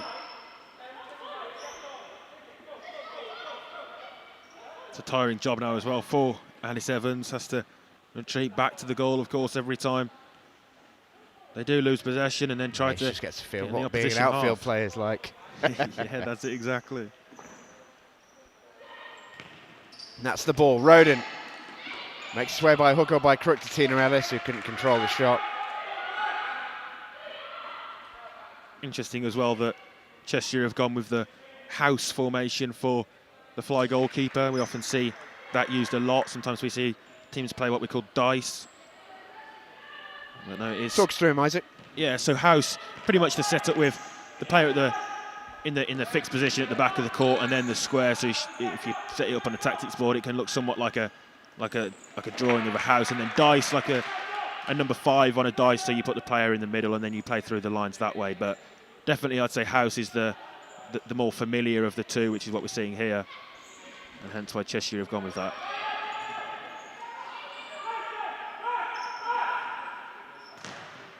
Pepper was always going to take it on. Evans can start from base. Corral.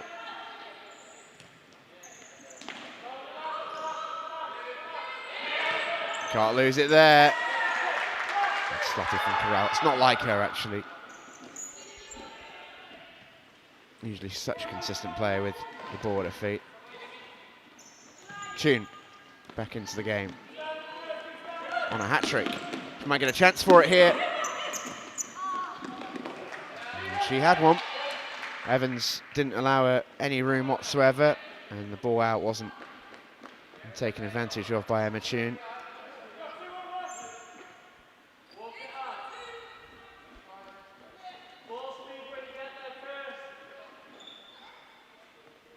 This semi-final then definitely be more one-sided than the first one today, but side netting for Roden. Different situation then though in this second half. Cheshire just trying to gain experience from it. They've put up a good fight. It's just that lapse of concentration in that minute in the first half. It's really killed them here. We talk about how this one a little bit less tight than maybe we expected. What do you make of this final that we've got ourselves in pencil for now between Bolton and London Helvetia? Oh, it was in pencil. It may now be stamped in marker 2v1. There it is.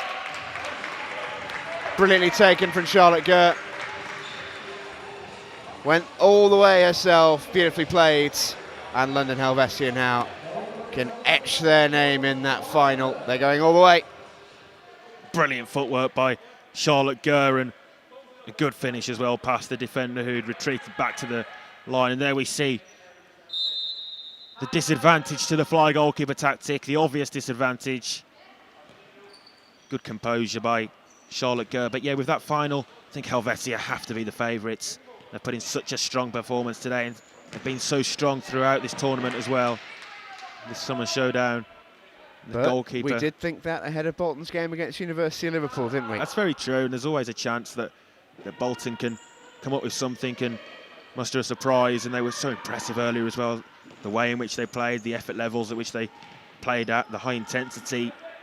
On the day, anything can happen, especially if Bolton get some of their other squad members back, but I think it's fair to place Helvetia as the favourites going into it. I broadly agree with you. Also, a lot depends on how many Bolton can transfer from the treatment room to the court. Hopefully, a fair few. As Corral comes forward again. Oh, that was very nearly Cheshire's only goal so far of this semi-final. Helvetia would love to keep a clean sheet. That would be a real statement. I know they take a lot of pride in that defensive record. Gremmen with the throw out. Roden reads it just about. Yeah, if they do keep a clean sheet here and then get 3 clean sheets from the 4 games, Helvetia, that's such an impressive statistic. We know they're so good going forward. They can score so many goals, but it's their defensive setup and display that's been so impressive as well today. Pepper. Corral. Bit of space and time for the Cheshire player. Here the barking orders, Liam Francis on the sidelines. Don't let her out, press, press, press. They do that so well, Helvetia. And even now they are not letting any cheap ones through the gaps. They will defend to the end.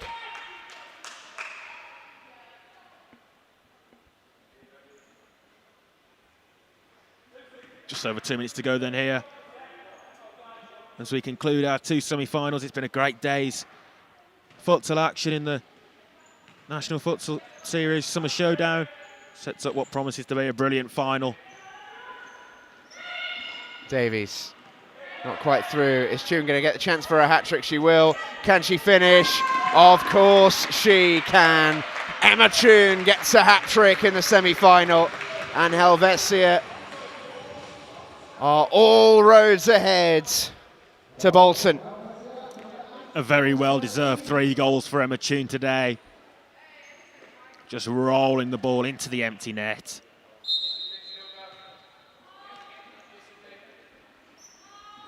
I think she's been the standout performer for Helvetia. What's been a great team display. And their captain, Emma Tune, has led her side to victory. Yeah, captain's performance from Emma Tune. It's a loose one from Taylor. Alice Evans nips back in to make the challenge. Yeah, this is getting very scrappy now from a Cheshire perspective. Evans charging at the Helvetia defence.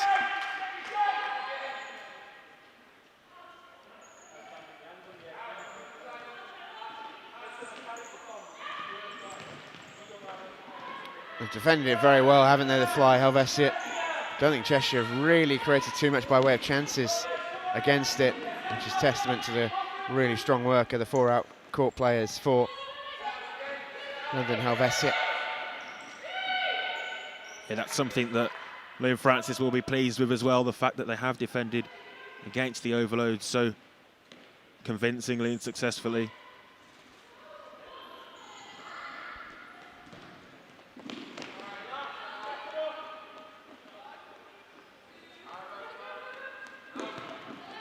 Davies finds Corral as we enter the final minute. It's well played from Corral.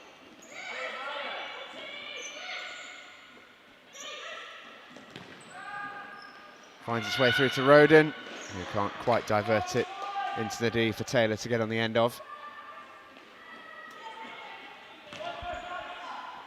A superb performance then from London Helvetia, a complete performance from London Helvetia. Solid at the back, dynamic in the midfield and deadly up front. They are the team to beat in this summer showdown. They are going to be the only unbeaten team heading into the final.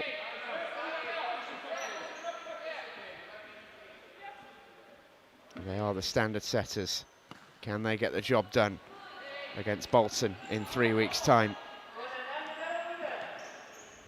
You can bet Mick Parrish and his girls will be watching this game back aplenty, seeing what they can learn, what they may learn. Oh, referee's blown up early. Emma Toon denied a goal. Well, that won't count. Emma Toon denied her fourth.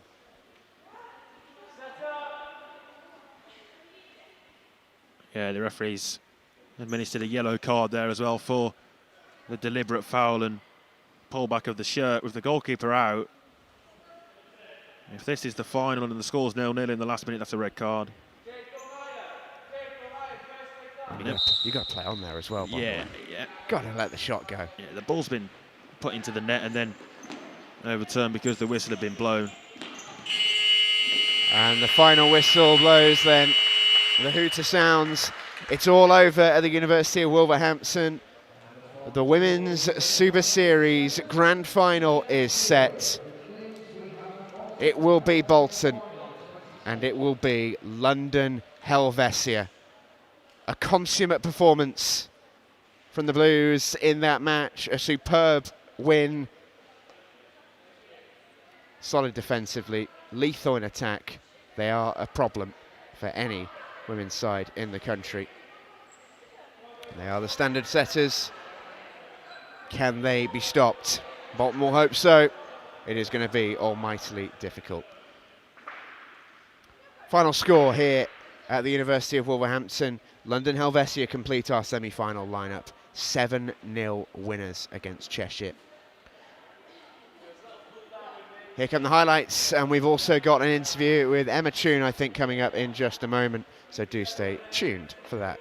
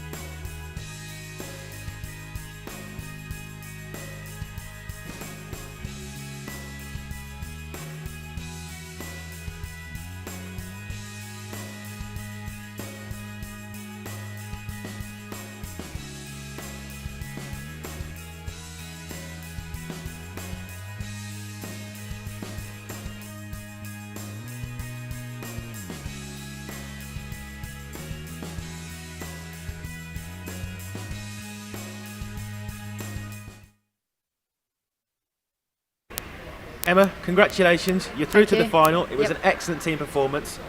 Those first half 3 goals came in so quick succession. It was unbelievable. Was it a real nerve setter for your side? Yeah, I think so. I think you know, we had a few chances before then, but we really needed those first few goals just to settle us down. And then, yeah, once we got them, we relaxed a little bit and we was able to play a little bit more like what we know we can. And then it's Bolton that you're facing in the final. Did you see much of their game earlier or throughout the competition? Do you reckon you can do it and go and win the trophy? I saw a couple of minutes. They looked really strong actually, and they had quite a small squad. So yeah, I think they'd be very difficult to beat, but we're looking forward to it. Are you confident? Yes, you've got to be really, but yeah, I think it's going to be a tough test. Best of luck and congratulations. Thank you very much. Thank you. Thank you. Thanks to Emma Toon. We will see her and her teammates back for that final. A superb performance from London Helvetia, a professional performance from London Helvetia. 7-0 winners over Cheshire. That is today done from the FA Futsal Women's Super Series. The Summer Showdown is almost at a close for the women. There's the results and our final is set. It will be Bolton versus London Helvetia on June the 27th. We cannot wait to bring that one to you. All right then, ladies and gents, it's been an absolute pleasure. We will see you tomorrow. We're back for the Men's National Series 1, and also we're at Loughborough as well for the National Series 2. So do join my friend Pete Selby at that one if you are so inclined. Otherwise, myself and Mike Scaballa will see you tomorrow for the Men's National Series 1 here from Walsall. Do enjoy the rest of your Saturday. Maybe go check out the Euros. That sounds like a good idea to me. We'll see you soon.